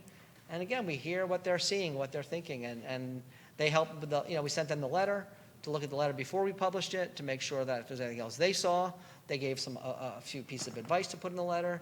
So tell you what, during this whole process, thank goodness we have an amazing team, and I can't take any individual credit for anything, except for the bad stuff. That was all my fault. The good stuff is a collaboration. You want to yell at someone for the bad stuff, that's me. The good stuff, collaboration. Okay, thank you. Any questions to my right? Any questions to my left? Thank you, Mr. Feder. You got it. Moving on to the HIB reporting, period 2, 2020-2023 district and school grades report. Mr. Eisman. Hi, good evening, everybody. I'm Blair Eisman, Director of Programs and PD, and I am also the district's anti-bullying coordinator. Just give it a second for my slides to come up. Can we go back to the beginning? Thank you. So as a district, we are responsible for reporting harassment, intimidation, and bullying data out to the public and to you twice a year. So I'm here tonight to share with you the information from our first reporting period, which is July of 21 through December of 21. We're always reporting one period behind because the current reporting period is still ongoing. It runs through the end of June 30th, so we don't have complete numbers, finalized numbers for you yet. So we're just reporting on July through December of this school year. And I'm also going to be sharing with you the 2020-2021 district and school self-assessment scores. These were actually shared with you at the beginning of the school year for board approval, but now that the state has reviewed them and they officially released them a few weeks ago, we're required to share them with you once more and also post them on our district and school websites, which they are now up and available. Thank you to Rubina and our tech team. So as a reminder, what is the district and school self-assessment? It's really an evaluation. It's a way for us to look at our efforts in upholding the Anti-Bullying Bill of Rights. And it's an opportunity for us to reinforce and strengthen all the work we do for prevention and intervention programs, policies, and practices in the name of HIB. The self-assessment itself, or the evaluation, it consists of 8 core elements that we score ourselves on. I'll give you a second to look at those.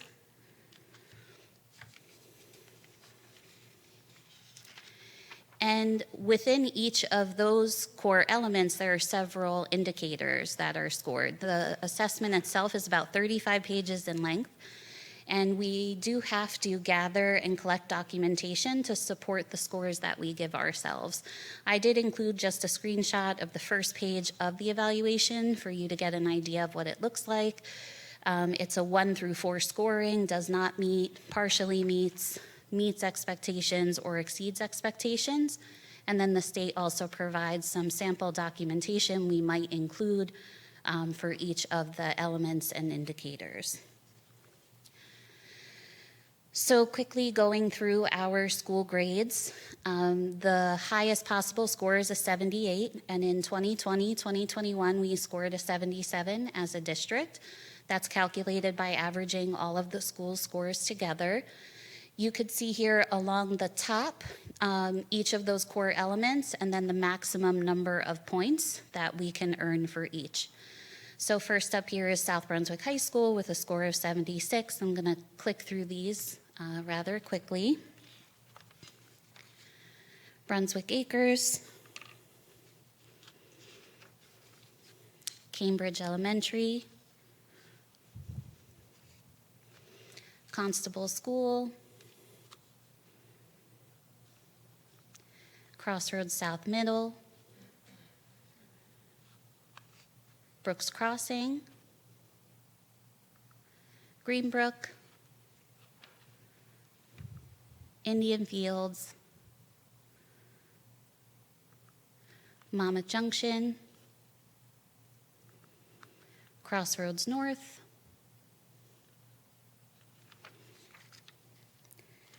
and that was all 10 of our schools.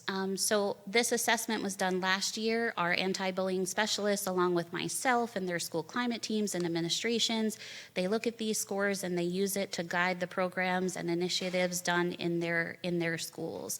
We actually met as a job alike committee, I believe last week, and looked at the assessment again this year, had great conversations around the work that's been done, pieces of evidence that could be used, trying to just align a little bit more across buildings, and that information will then be used to guide our planning for the following year. So although it's a requirement, it's really helpful for the work that we do.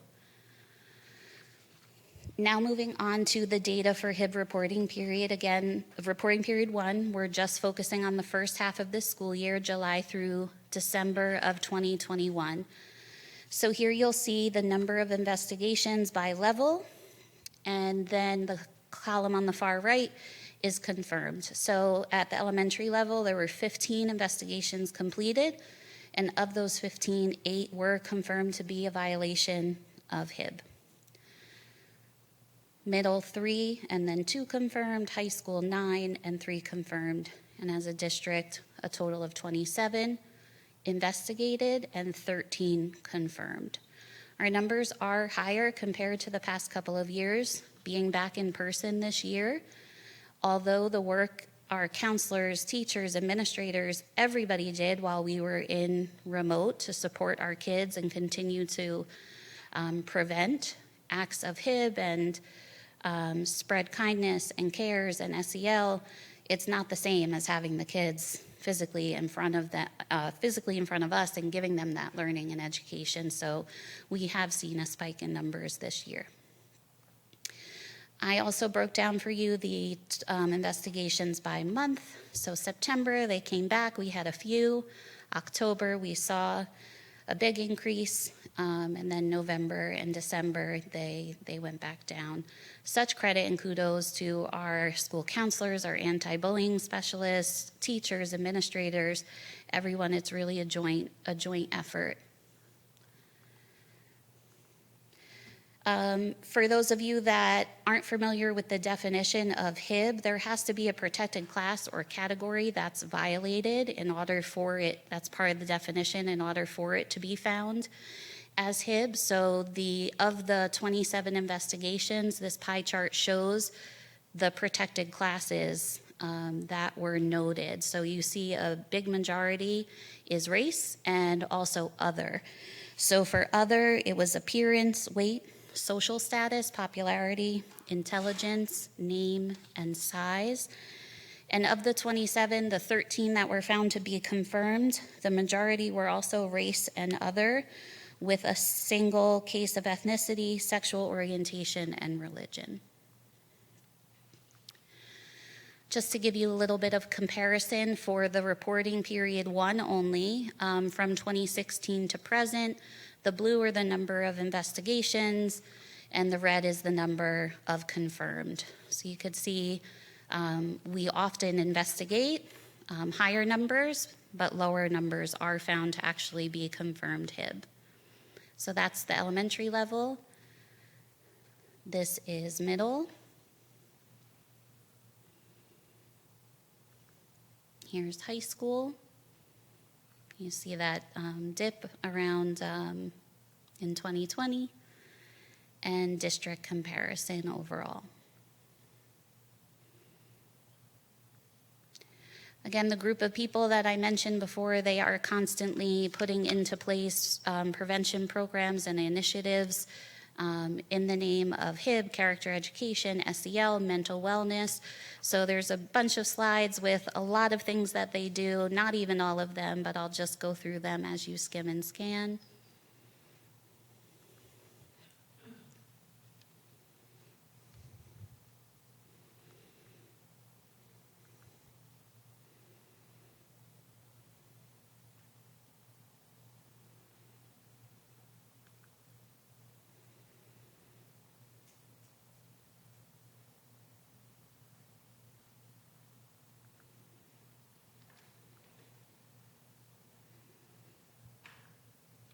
And that concludes the report for the first reporting period of this year and our district and school self-assessment grades for 2020-2021. Thank you so much, Blair. You're Thank you so welcome. much. Any questions to my right for Blair? None? To my left, Dr. Raj. Hi. Thank you for the presentation. One thing caught my eye. The scores for Crossroads South is a departure from the general trend. That was part of the reason we came, am I back on? There we go. That was part of the reason we came back together recently as a job alike committee to look at, and they were really hard on themselves in their scoring. And so that was part of our conversation and discussing different pieces of evidence that they might use that they had where they can score themselves higher. Thank you. No problem. You're welcome. Thank you. Moving on to public comments on agenda items only. The Board of Education recognizes the value of public comment on educational issues and the importance of allowing members of the public to express themselves on school matters of community interest. Complete copies of the rules that govern this portion of the meeting are available to the public at the back of the room, or you can obtain an advance copy by contacting the board office during regular business hours.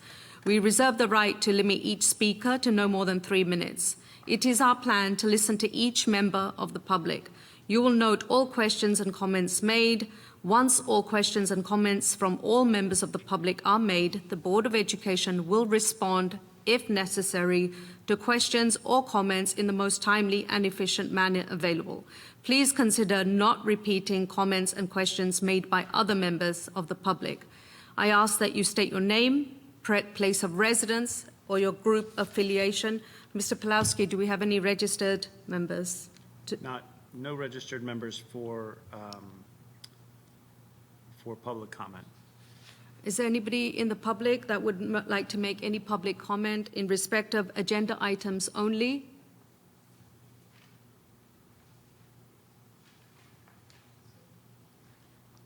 Seeing none, We're moving on to the next item on the agenda, which is the consent agenda review walkthrough. Over to you, Mr. Pawlowski. So for this evening's agenda, it's pretty straightforward. A lot of bids, a lot of transportation. We have our summer ESY program up and running, and we did some in-house runs, and we also did some contractor runs, obviously. We had a award for the bidding of our boiler cleaning for the summer, solid waste. If you look at 1.5, we have an ESA grant allocation revision. 1.6, we looked at a time and material contract for our air-cooled chillers, just CM3 Building Solutions. They are like the only vendor in town that does air-cooled chiller maintenance on the machines that we have. Electrical Services, Sal Electric, has been in the district for a long time, a lot of years, continues to work with us. And we had some understorage treatment tanks, water treatment services, again, water-cooled chillers, plumbing services, masonry services, asphalt paving services, a lot of state contracts you'll see in some of them, a lot of renewals for up to 3 years based on the bid specs. We have a hardwood flooring award to Jack Devine. We also have some travel, a little bit of travel. Just real quick on our travel for all of us that are listed to attend school boards. That's an estimated number. It's not an exact number. It may come in less. It may come in a little bit more, but expecting it to come in less. If you're listed as an Atlantic City goer, we provided everybody a list, a handout this evening if you're on the agenda.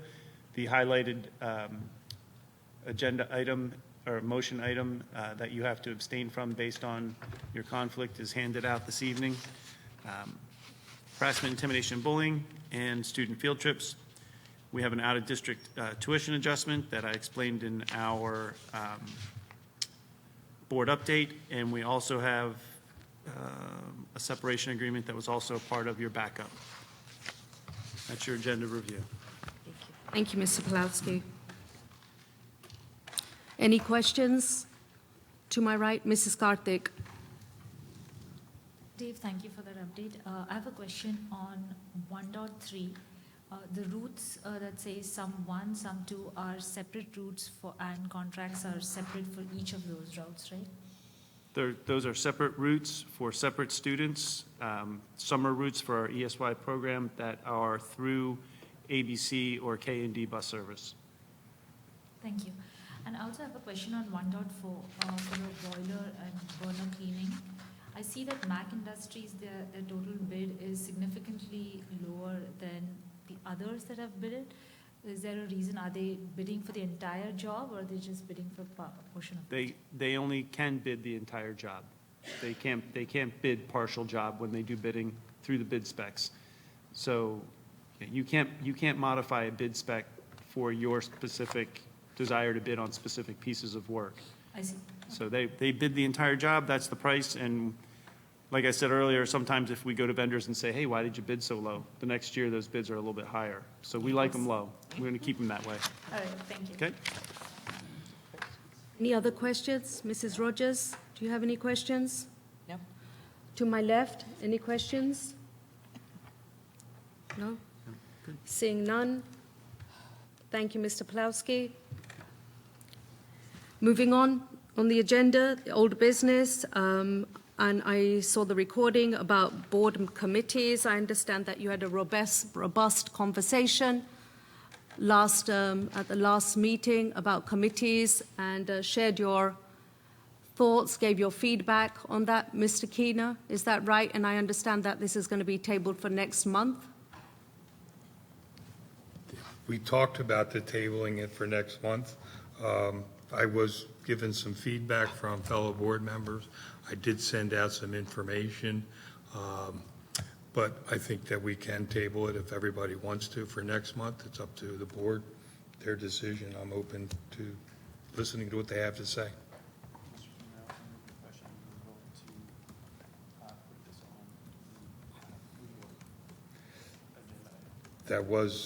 that was another topic that we talked about, putting it on the reorg as well. So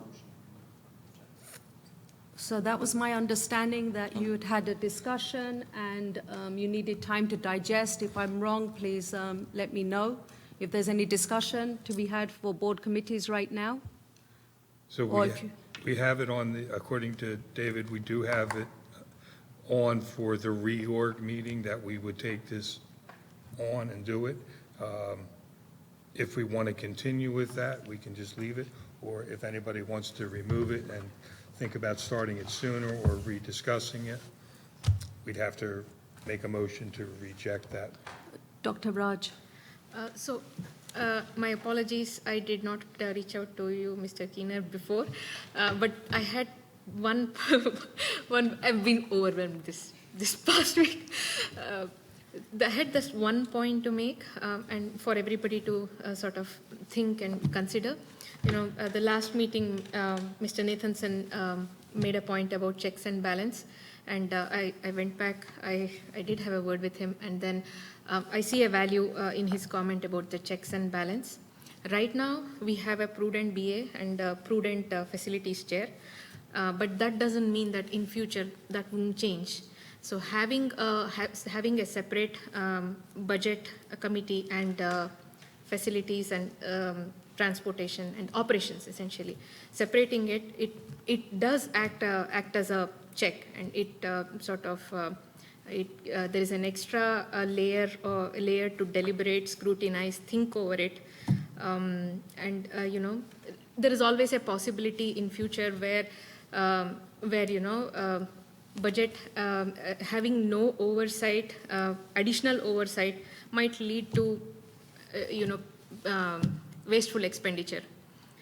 So I do consider that, I do agree with Mr. Nathanson that there needs to be an additional layer of scrutiny there in the form of a budget committee. It's of a good value. Appreciate the feedback. We have not adopted exactly the structure that we're going to go with. We've just said that we're going to start whatever structure we come up with at the next reorg meeting. So right. So that is the reason why I wanted to continue that dialogue and see what we can come up with. Wanted to put that across so that everybody. Very good. Yeah. Mrs. Rogers. Yeah.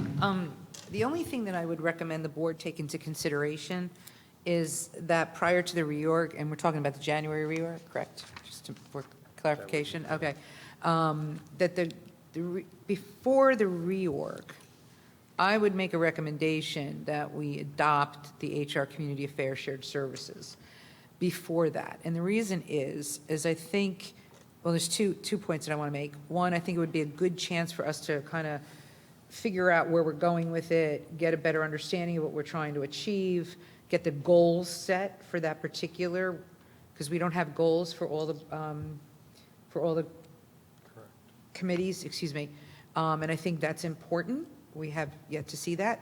So that's the first thing. But I think to, really kind of figure out where we're going to go with this. And the second thing is, Smitha, Dr. Raj and I and Mr. Fetter, after yesterday's meeting, which we'll get into, we had a little conversation about, board comments to the community. And it really had to do with multiple areas I'm not going to get into. But I think it's a good idea for us to maybe step into this, because it would maybe give a good chance for us to get our name out there on the Friday folder, as Dr. Raj mentioned, the board corner, or whatever we're going to call it, or if we want to do it. I just think it's an opportunity for us to get our feet wet. That's it. Thank you. Mr. Scaletti. Thank you, Madam President. I thank you, Mr. Keener, for putting everything together with this. I've heard for the last few meetings now about starting this up at our reorg meeting, and I listened to both sides of this, and for myself, listening to this, January is tough. January is a tough time to do something like this. We are in the middle of our school year. We're in the middle of our budget. We're getting ready to look at the end of the budget. Facilities, I'm speaking for facilities only, we are January we're busing, starting to get ready for busing contracts, we're getting ready for summer projects, going out to bid, stuff like that. Whereas, and curriculum, I'm sure you wouldn't want, I don't want to speak for you, Mr. Rogers, but it'd be tough to have brand new in the middle of a year. So my recommendation is maybe we start this during the summer. And the reason we start this during the summer is for myself, we basically start going out to bid October-ish, okay? That gives everybody time, September, to start getting used to their new committees. Curriculum will start up in September, even though you guys are putting all the finishing touches on everything now. If you do it mid-year, that's kind of tough. I mean, budget is budget, you know what I'm saying? I understand that. It's putting a lot together and stuff, but a lot of your policies, you know, going through all that stuff, going through your curriculum and everything, in the middle of the year is kind of tough with everything going on. Summertime is kind of, maybe we can reorganize it in September. In July, and work it out that way. I think it could be better all the way around with all the committees. I have to admit, when I started working on this, my anticipation was putting it together during the summer, starting it in August so that we started the school year going forward. The only reason we went to January, we had some debate and talk, and we went to the January, but I don't disagree with your feelings whatsoever. I think that coming up with the structure over the next month or two and putting it into effect as of August, we start the school year out with the committees in place. And I mean, curriculum's got their work cut out for them over the next year, without a doubt. So I think that the August start date would be a good thing. So, Mr. Keener, I'd just like to add my feedback since. Sure. Mr. Nathanson, I'm so sorry, I didn't see you. Carry So on. my thought was, and when it was brought up last time, is the reason why we have a reorg, because there could be new board members, there's possible new officers, things like that. And that's why you start like something like that anew in January, because it is what it is. It's the reorg. But piggybacking what Lisa said and what Ray and I spoke about, because I sent it to Ray, is that I made a suggestion about we could do it now by adding certain things to certain committees, where we could add, for instance, student services to curriculum. We can make shared services a full committee using HR, shared service, communications, public communications, that kind of thing. And I think that we can do right away, expanding the committees with that stuff. So we basically have close to where you're coming from, Ray, and we can see how it goes, and then we can go into January with an idea of how it works, and then restructure at that point. Thank you, Mr. Nathanson. And Mr. Keener, I was about to say exactly what Mr. Nathanson had said, only because right now we're in the middle of negotiations, right, this year. So we don't know how long that's going to take. That's going to take up a bulk of the time. That's not something that we can, we can't get around that in any way whatsoever. So I agree with Mr. Nathanson that, we can certainly add these topic areas about student services to curriculum if there's any kind of topic that needs to be discussed, or to expand the shared services to include any other topics right now. So that will also give us an understanding of how long each committee is taking to go over the agenda items and to discuss that.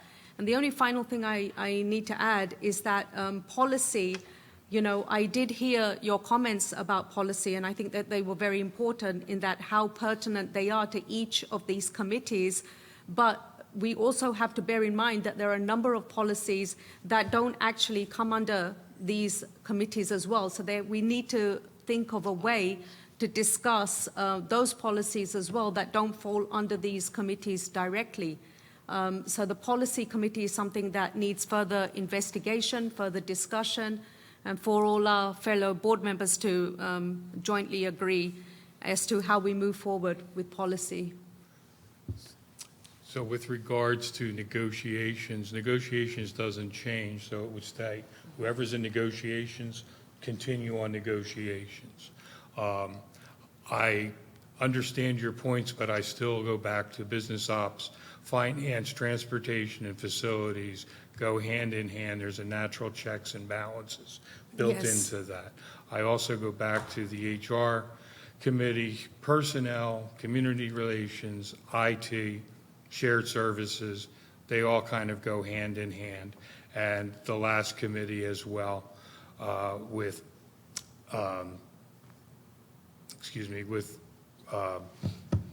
business development, education, curriculum, and shared services go together.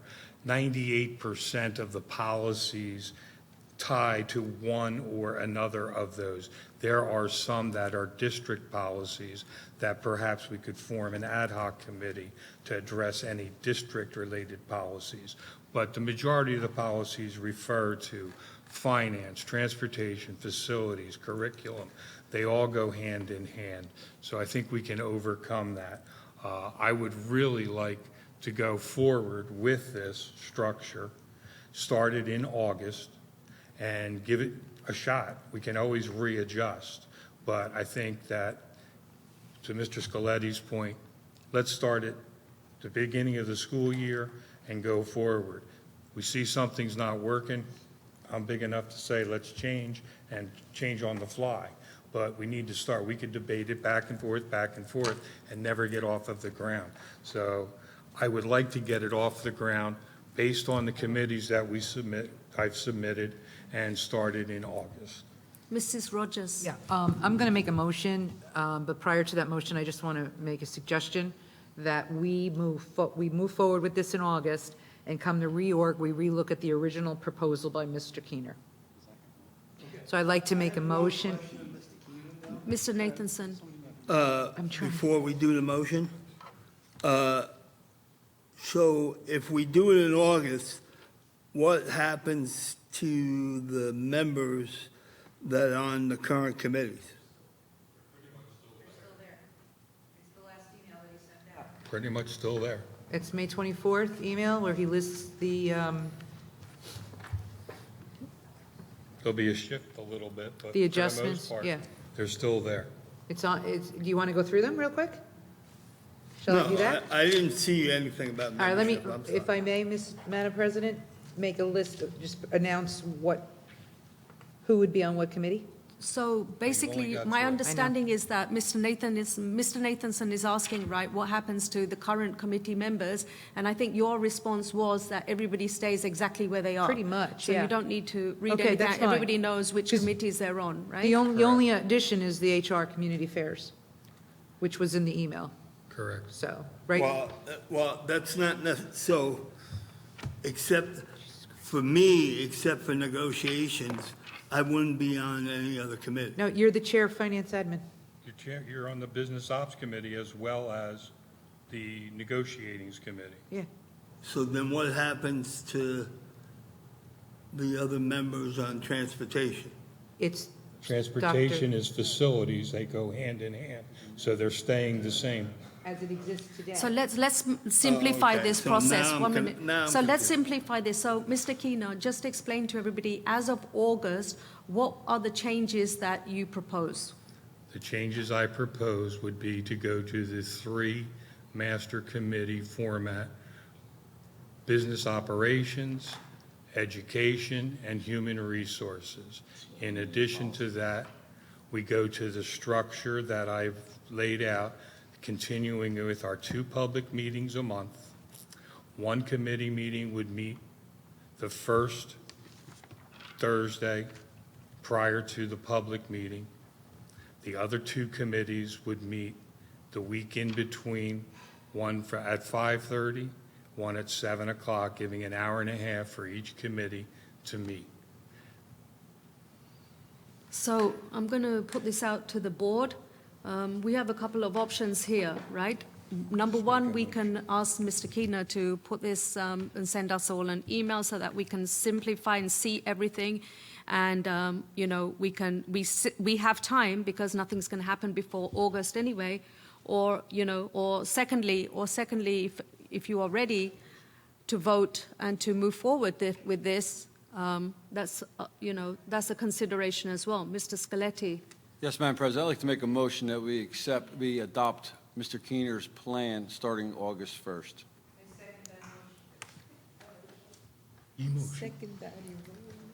Discussion? You ready to vote? Then everybody? I'm going to do a roll call. Okay. Thank you. Mrs. Deepa Karthik? Yes. Mr. Raja Krishna? Yes. Mr. Ray Keener? Yes. Mr. Mike Mitchell? Yes. Dr. Smith Raj? Yes. Mrs. Lisa Rogers? Yes. Mr. Joseph Scaletti? Yes. Mr. Barry Nathanson? Yes. Mrs. Joyce Mehta? Yes. Okay, we're starting the board committee structure in August as proposed by Mr. Keener. Thank you. But an addendum to that, Mr. Pawlowski, is that obviously negotiations continues. That's not mentioned here.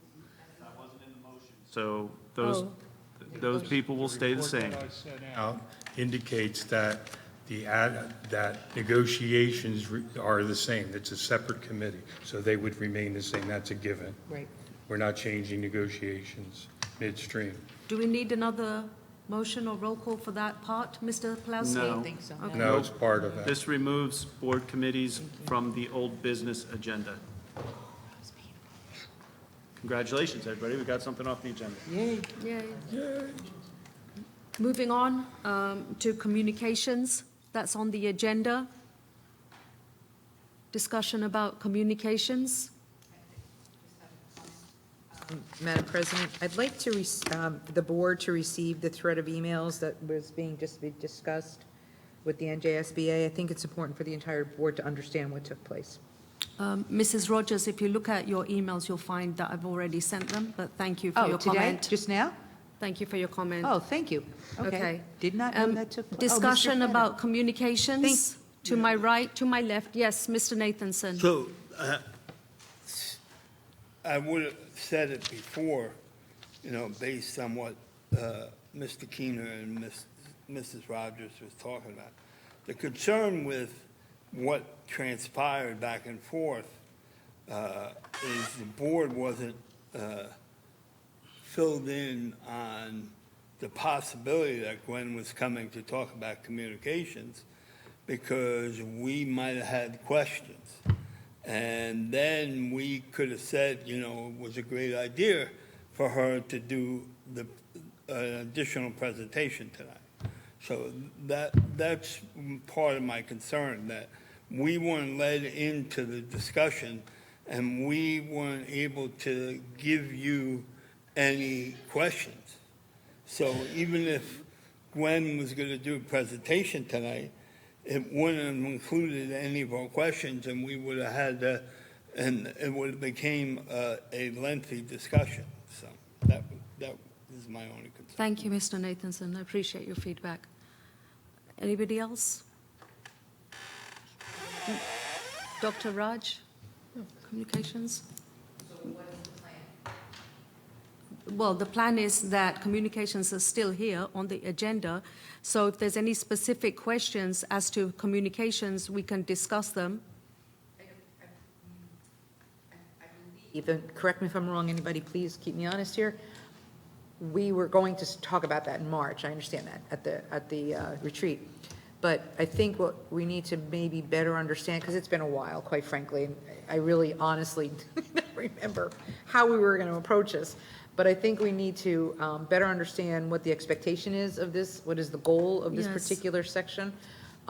Is this the right audience to do it in? I mean, Yes. our audience, I don't know, we need to have them sit through that, quite frankly. Yes. So I think we need to think about what it is that we're trying to achieve here, I do not want to call for a second retreat. That's the one thing we don't want to do because summer is coming, but maybe we need to do something as a retreat on a Zoom call. I don't know. I'm just throwing out ideas. Just to answer that, basically this was placed on the retreat agenda, as you quite rightly said, and it was a question that came from Dr. Raj about the communications, and that's why it was on the agenda. But it's a really broad umbrella about communications, and if anybody has any specific questions for discussion right now in public about communications, then we can discuss. Otherwise, we will come back to this, as you said, as to what is the goal, exactly how we deal with this. Do we want to deal with it in public? How do we want to move forward? Thank you, Mrs. Rogers. Dr. Raj.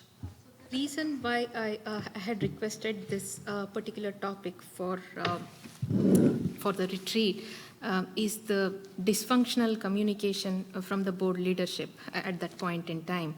And today there was one more communication, a sort of mishap, so there was a confusion. So that it's I don't know at this point. Though I suggested the topic for discussion, I don't think there is anything much to discuss. So when I had spoken to you, Dr. Raj, about this, and I'd asked you, right, whether we should get NJSBA to cover it, you had said at that point you didn't feel that this was a topic for NJSBA to cover because you said that this was an internal communication. That's and right. You and I had spoken on the phone as to exactly what the concern was, and I replied back to you with how the communication operates between Scott and myself. So that was. So there were two pieces to it. One, the communication from the administration. Another, communication from the board leadership. Right? There were two pieces to it. So communication from the administration. It's there are a few things. There are no issues as of now. The question I had actually from the administration, it is pretty much answered. I know the answers now, so those issues are resolved. The board leadership, communication from the board leadership, I told you it was dysfunctional, and it continues to be so, unfortunately. So I don't see a value in investing more time on this topic. In our board meetings. So that is my take on it. So because I proposed it, I feel obligated to clear the background as to why the topic was proposed, and if we want to remove it from the agenda and close it for now, I'm perfectly all right.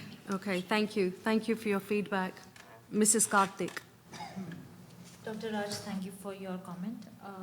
So I do think there is value in this particular item to remain on the agenda. We may choose to table it for today and take it up in our summer meeting, that's fine. But I think we should break this out into two categories. The first one being the internal board communication that we are looking for to streamline. And the second part being the external communication that we are looking for from the board to the community, or from the administration to the community, that the board should be informed about. So we can think about these, if I can request my colleagues to think about these two broad categories and come back with your thoughts. I think there is value in us discussing this particular topic at another time. Thank you, Mrs. Karthik. Mr. Nathanson. So the other way we can go, since we just rejigged the committees, is that there is a committee that's going to be handling one of the things that they're going to handle is communications, and we can move it to committee and have the committee make suggestions on the structure and make a recommendation to the rest of the board, and I think that's the way we should go. Thank you. Final comment before we make a motion. That committee, I would recommend reviewing what was communicated, as to what we were supposed to be spoken to by NJSBA. Thank you. I'd like to make a motion to, what am I making a motion? To move communications off. Into committee. Second. Any discussion? Any nays, abstentions? All in favor? Aye. Motion carries. Moving on the agenda to board committees and liaison reports. To my right, Mrs. Rogers. Thank you, Madam President. The curriculum committee met yesterday, 5:25. The minutes for the board will be posted on the board portal within 24 hours or so, and an update will be at the next meeting in June. I'd also like to remind members of the board that if you received a book from Dr. Disler to read, I ask that if you haven't read it, please go ahead and do so, and then as you possibly can, as soon as you possibly can, return the book to her, because she'll need it possibly for Mrs. Rogers, September. which book, please? There are 2 books. It was stamped. We were reviewing them for possible resource. And that has not been voted on or decided on, but if you haven't returned the book, please do so. Thank you. Any more committee or liaison reports to my right? To my left? No? Okay. Mr. Mitchell. Okay, the policy committee met on May 17th and discussed a new alert that had surfaced. More information is forthcoming, as the next reading will be at our next board meeting. And that's my report for now. Thank you, Mr. Mitchell. Mr. Scaletti. Sorry about that. I was wondering, as the chairman of the negotiation committee, if you could please give this board an update on how negotiations are going with the NJ. Mr. Scaletti, if you had given me 1 more minute after Mr. Mitchell had completed, I was about to give my report. I always give my report at the end after everybody else has done their report. Thank you. So, yes, it's all here. The negotiations team, which consists of Dr. Smita Raj, Barry Nathanson, Dr. Jennifer Disler, David Pulowski, Kerry Wright, our attorney, Scott Feder, and myself, met on the 16th of May and on the 24th of May. Despite productive conversations, we were unable to reach an amicable resolution, and we will now move forward to impasse and mediation. That is my report. I'm sorry to say, but that's my report.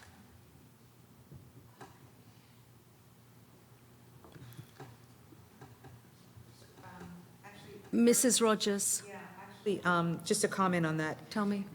You had requested that members of the board that were going to be going into the next set of negotiations schedule meetings. Yes. But based on your comment now, No. we can't go forward. I don't know how much of this to discuss right now in public, but I've asked you for dates for other union meeting dates, and I'm still asking for confirmation for dates. So, right, I understand that, I do. But we could take this offline. But right now, until that particular contract is finalized, it's my understanding that we can't move forward with the others, or am I wrong? My instructions and understanding with Mr. Feder is that we continue to move forward with the other meetings. Okay. So, okay. Mr. Feder? That's correct. So, That's it. okay. Do we have times for those dates? So, Lisa, basically the reason I'd only given you those 2 dates was because for certain union negotiations, we need our board attorney. And those were the only dates that the board attorney was available. But now I have reached out to her office just to find out if there are any possibilities of other dates for availability or another attorney that's available. That was on the recommendation of Scott Feder, which I appreciate. And so I'm waiting for that information. So we basically are moving forward. I'm waiting for dates from the attorneys. But, you know, the other board members that I've reached out to a number of times, please give me your availability so at least I know what is available for the majority of the team members. Yeah, I'll respond to you. I haven't, because I wanted to have this discussion. I wanted to better understand the process. Yes. So I had a misunderstanding, and I apologize for that misunderstanding. We're moving forward. Okay, thank you. Okay. Joyce, who's scheduled for June 2nd is it Tuesday or Wednesday? Is it Tuesday or Wednesday? Let me look, sorry. Thursday. Oh, it's Thursday. Yeah, it wasn't close. So who's negotiating on Thursday? That's a date, that's the June 2nd date. So that was the original. I know that, Yeah. but that's not happening. But that's not so- happening anymore. So So who June is? 2nd's not You gave that happening? out to the members, I'm just trying to help here. Who's June 2nd? One second.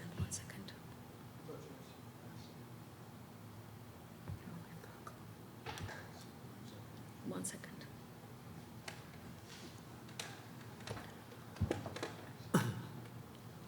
So right now, I had reached out to Barry, Deepa, Lisa, and Joe. Deepa has responded back. Thank you, Deepa, for that. Just to ask them whether their availability for June 2nd and June 28th.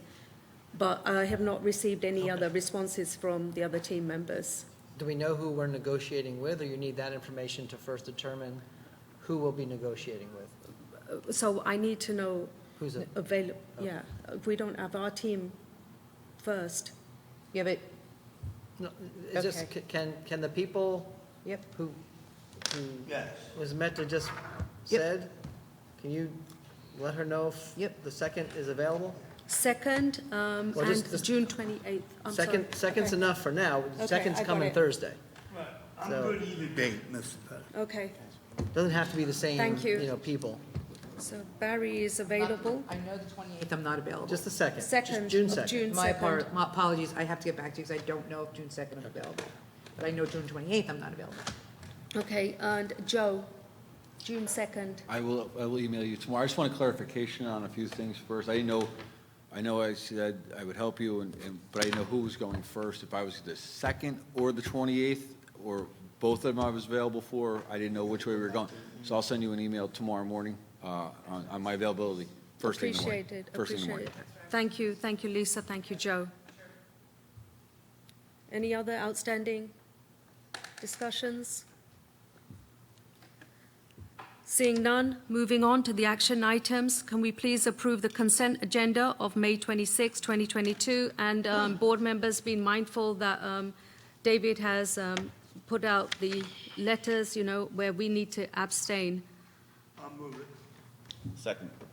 Moved by Mr. Nathanson, seconded by Mr. Mitchell. Mrs. Deepa Karthik?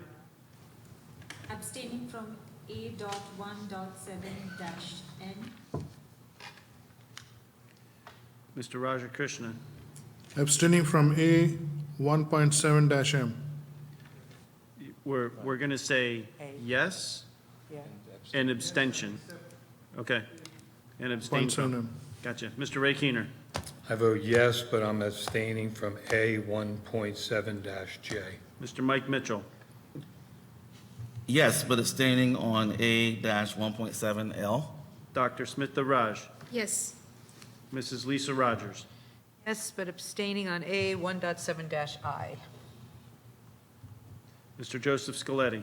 Yes, extending from A 1.7K. Mr. Barry Nathanson? Yes, and I'm abstaining on 1.7D. Mrs. Joyce Mehta? Yes, abstaining from 1.7E. Motion carries. Consent agenda carries. Thank you. Moving on to our second opportunity for public comment. This is public comment on any discussion topic. Mr. Plowski, do we have any registered speakers? We have no registered speakers at this time.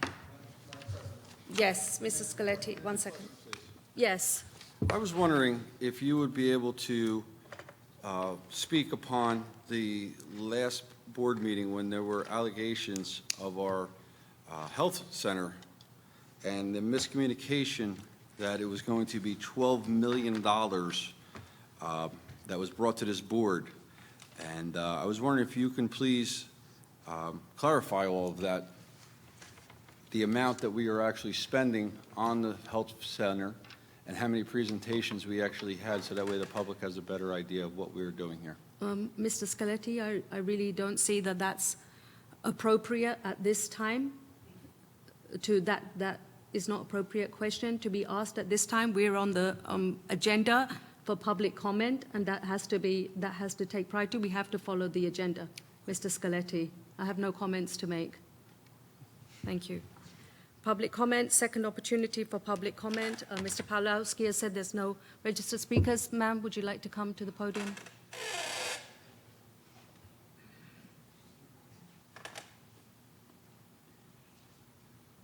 Good evening. Would you please state your name, Yes. address, and affiliation? My name is Julie Ferrara. I'm a citizen of South Brunswick. I live in the Kendall Park section.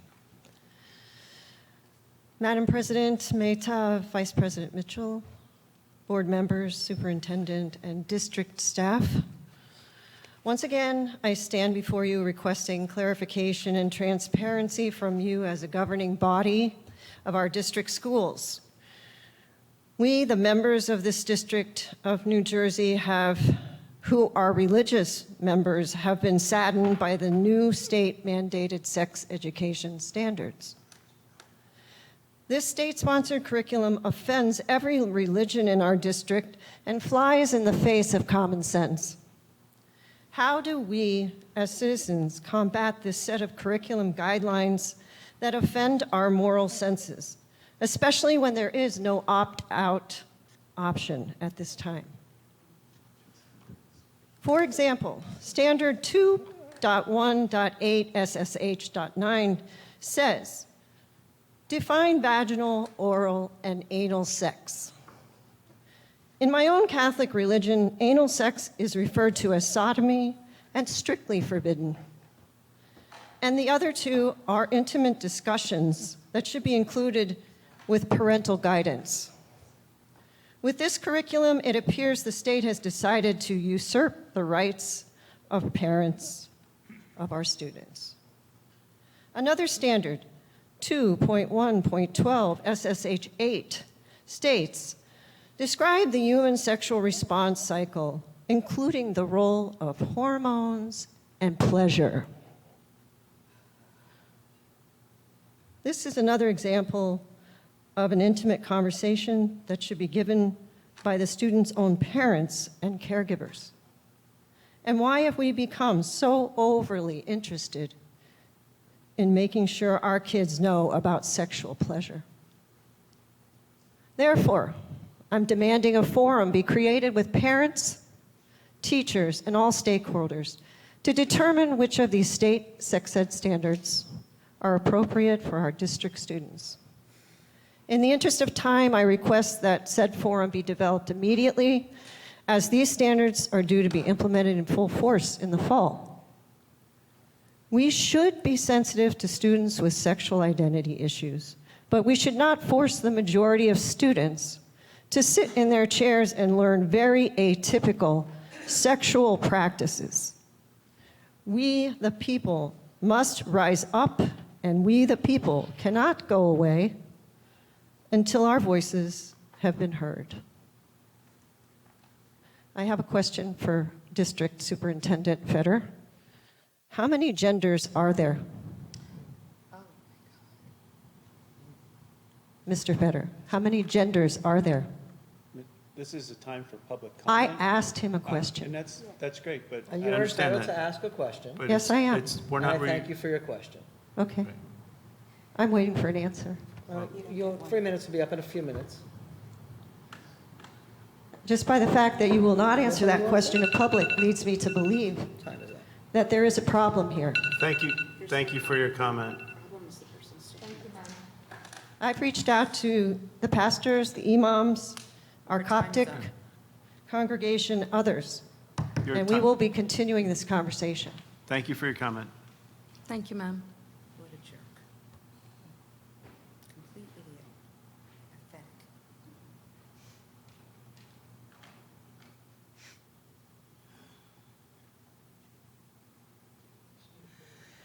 Good evening, ladies and gentlemen. My name is Patricia E. Stanley. I live at 7 Hudson Court in Franklin Park, New Jersey, Somerset County, right over the county line. And I am a veteran of 2 tours of duty as a Board of Education member. And one of the things that I wanted to bring to this board's attention is that underway right now is an effort to educate parents about what boards have been doing for the last 5 years. And some of the things that the boards have been doing, you may have even forgotten about.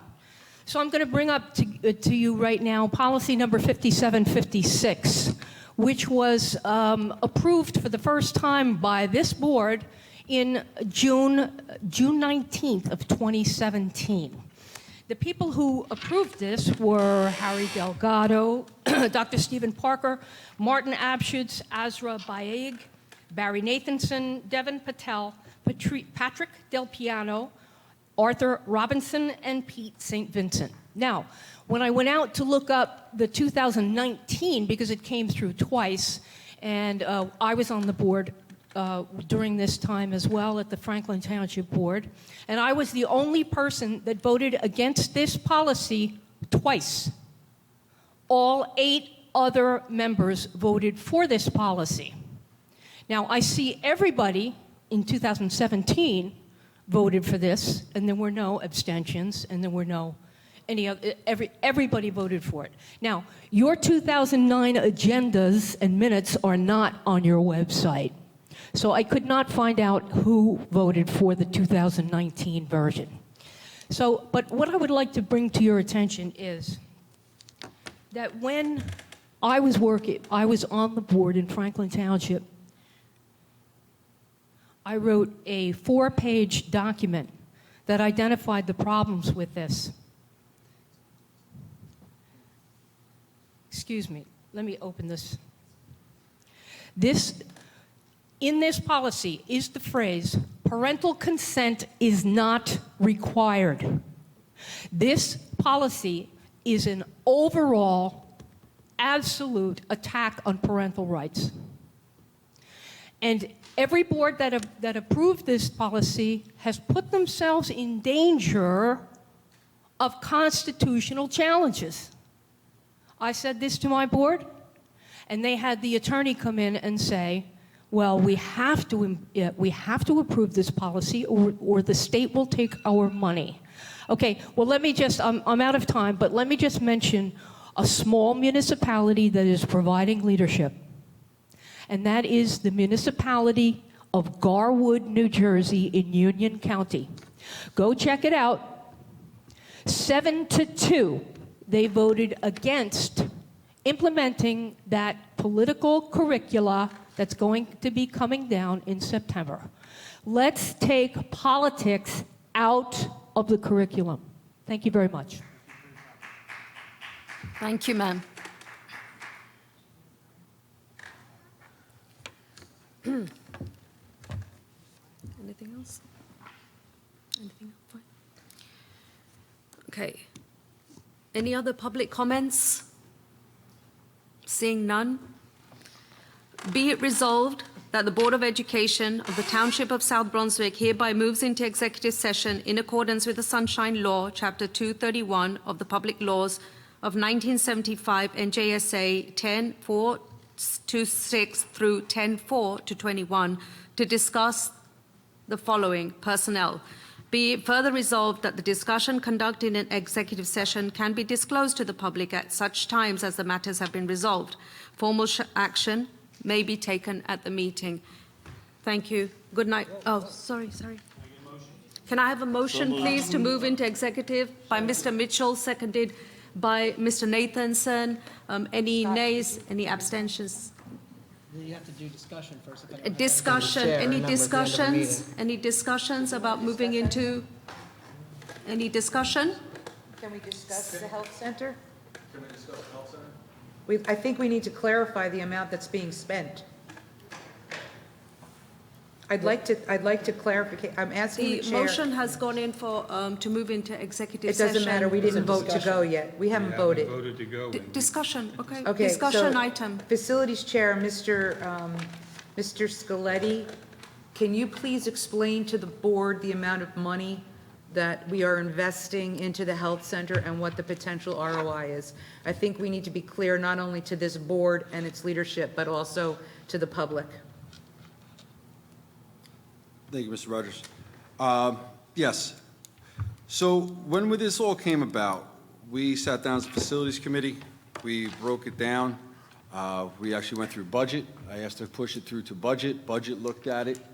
At that point, we actually had a board retreat. I wouldn't say a retreat, but a board discussion on it as well, and went over a lot of the money that was going to be spent. At that point, we also had about 4 or 5 presentations here to the public about what we were going to be doing. At that point, Mr. Pulaski also put together a presentation on how much we would be spending on this, and basically, I wouldn't say spending, what we'd be investing in. That's really what we're doing here. We're investing in something. And it was all due to healthcare and healthcare rise.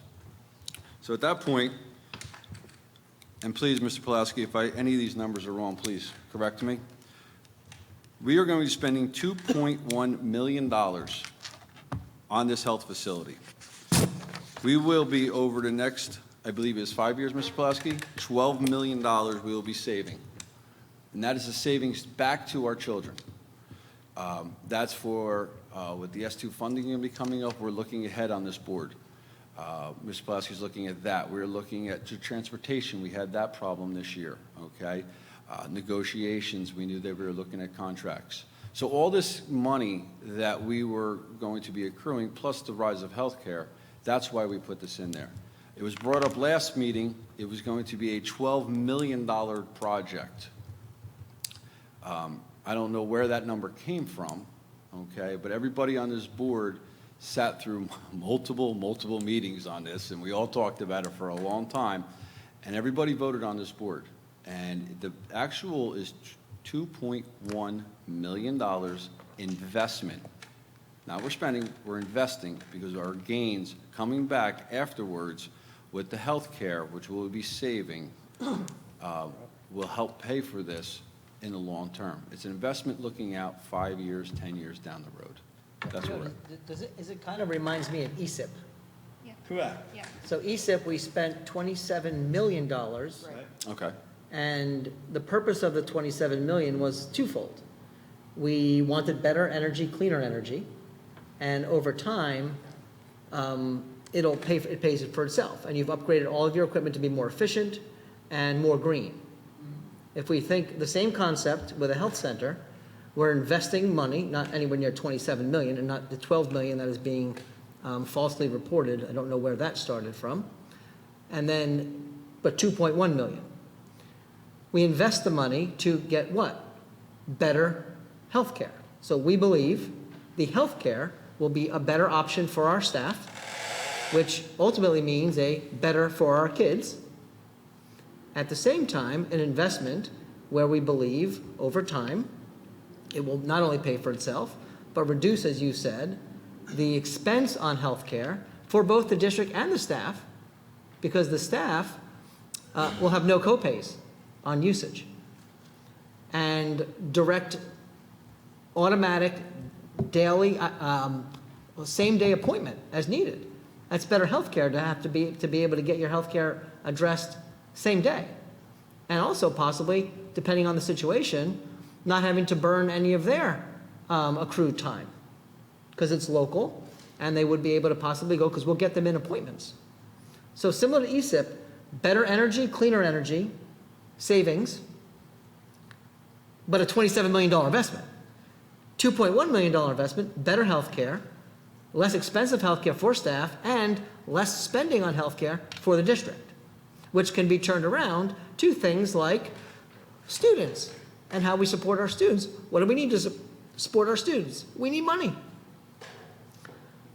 So I see them both, actually, as pretty identical in concept.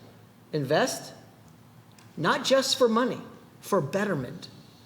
And I see them both functioning in the same way.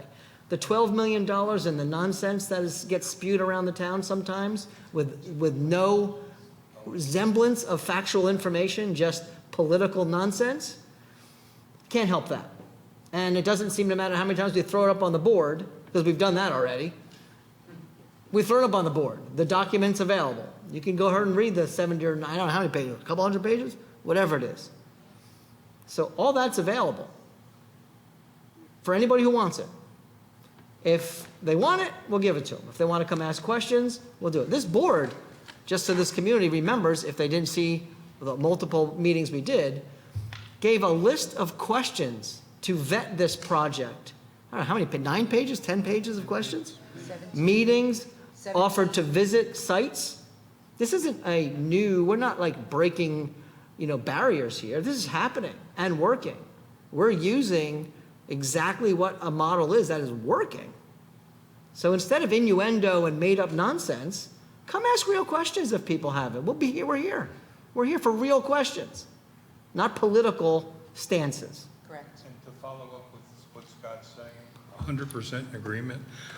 We sat here as a board and had about a 3-inch binder distributed to each board member that had a feasibility study, had all the information that we could ever even think of asking.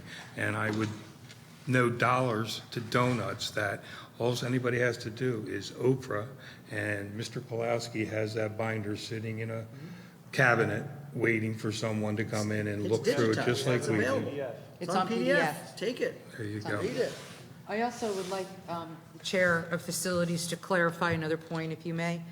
Can you please clarify my role and Dr. Smith-Araj's role? If she wants to clarify, she can. But as Chair, can you please explain the difference of a doctor of medical and a doctor of economics?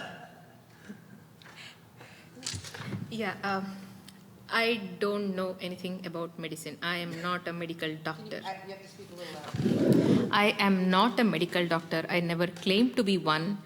I have a PhD in economics. Smita, do you play one on TV? I wish, but I don't. Make more money. So, okay. I didn't know. sorry, Mr. Nathanson.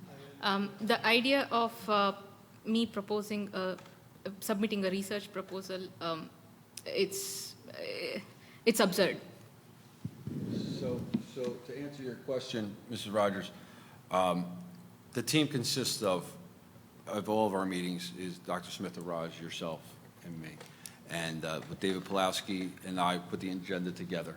At that point, he sends it to me, we look it over, I go over questions with him, it gets sent to you guys. We look at everything. There's not just one person making any determinations on this. We've done walkthroughs, looked at different things.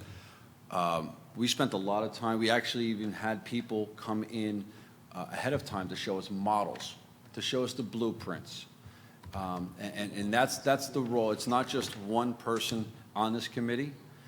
We talk about a lot of different things. I know your background is business, economics, construction. So it was a very nice team put together with that and did its due diligence to this. And there was a lot of concerns, a lot of questions on this. And we took our time with this. And once we had it kind of where we were okay with it, as I do with our summer projects and our winter projects and everything else, I push it over to budget to make sure that we can pay for this. So I'm happy with our team. I'm very happy with Brian Redfield and his team and David and everything. I think we all did our due diligence on this. And I just wish that the community, instead of coming out and just throwing numbers.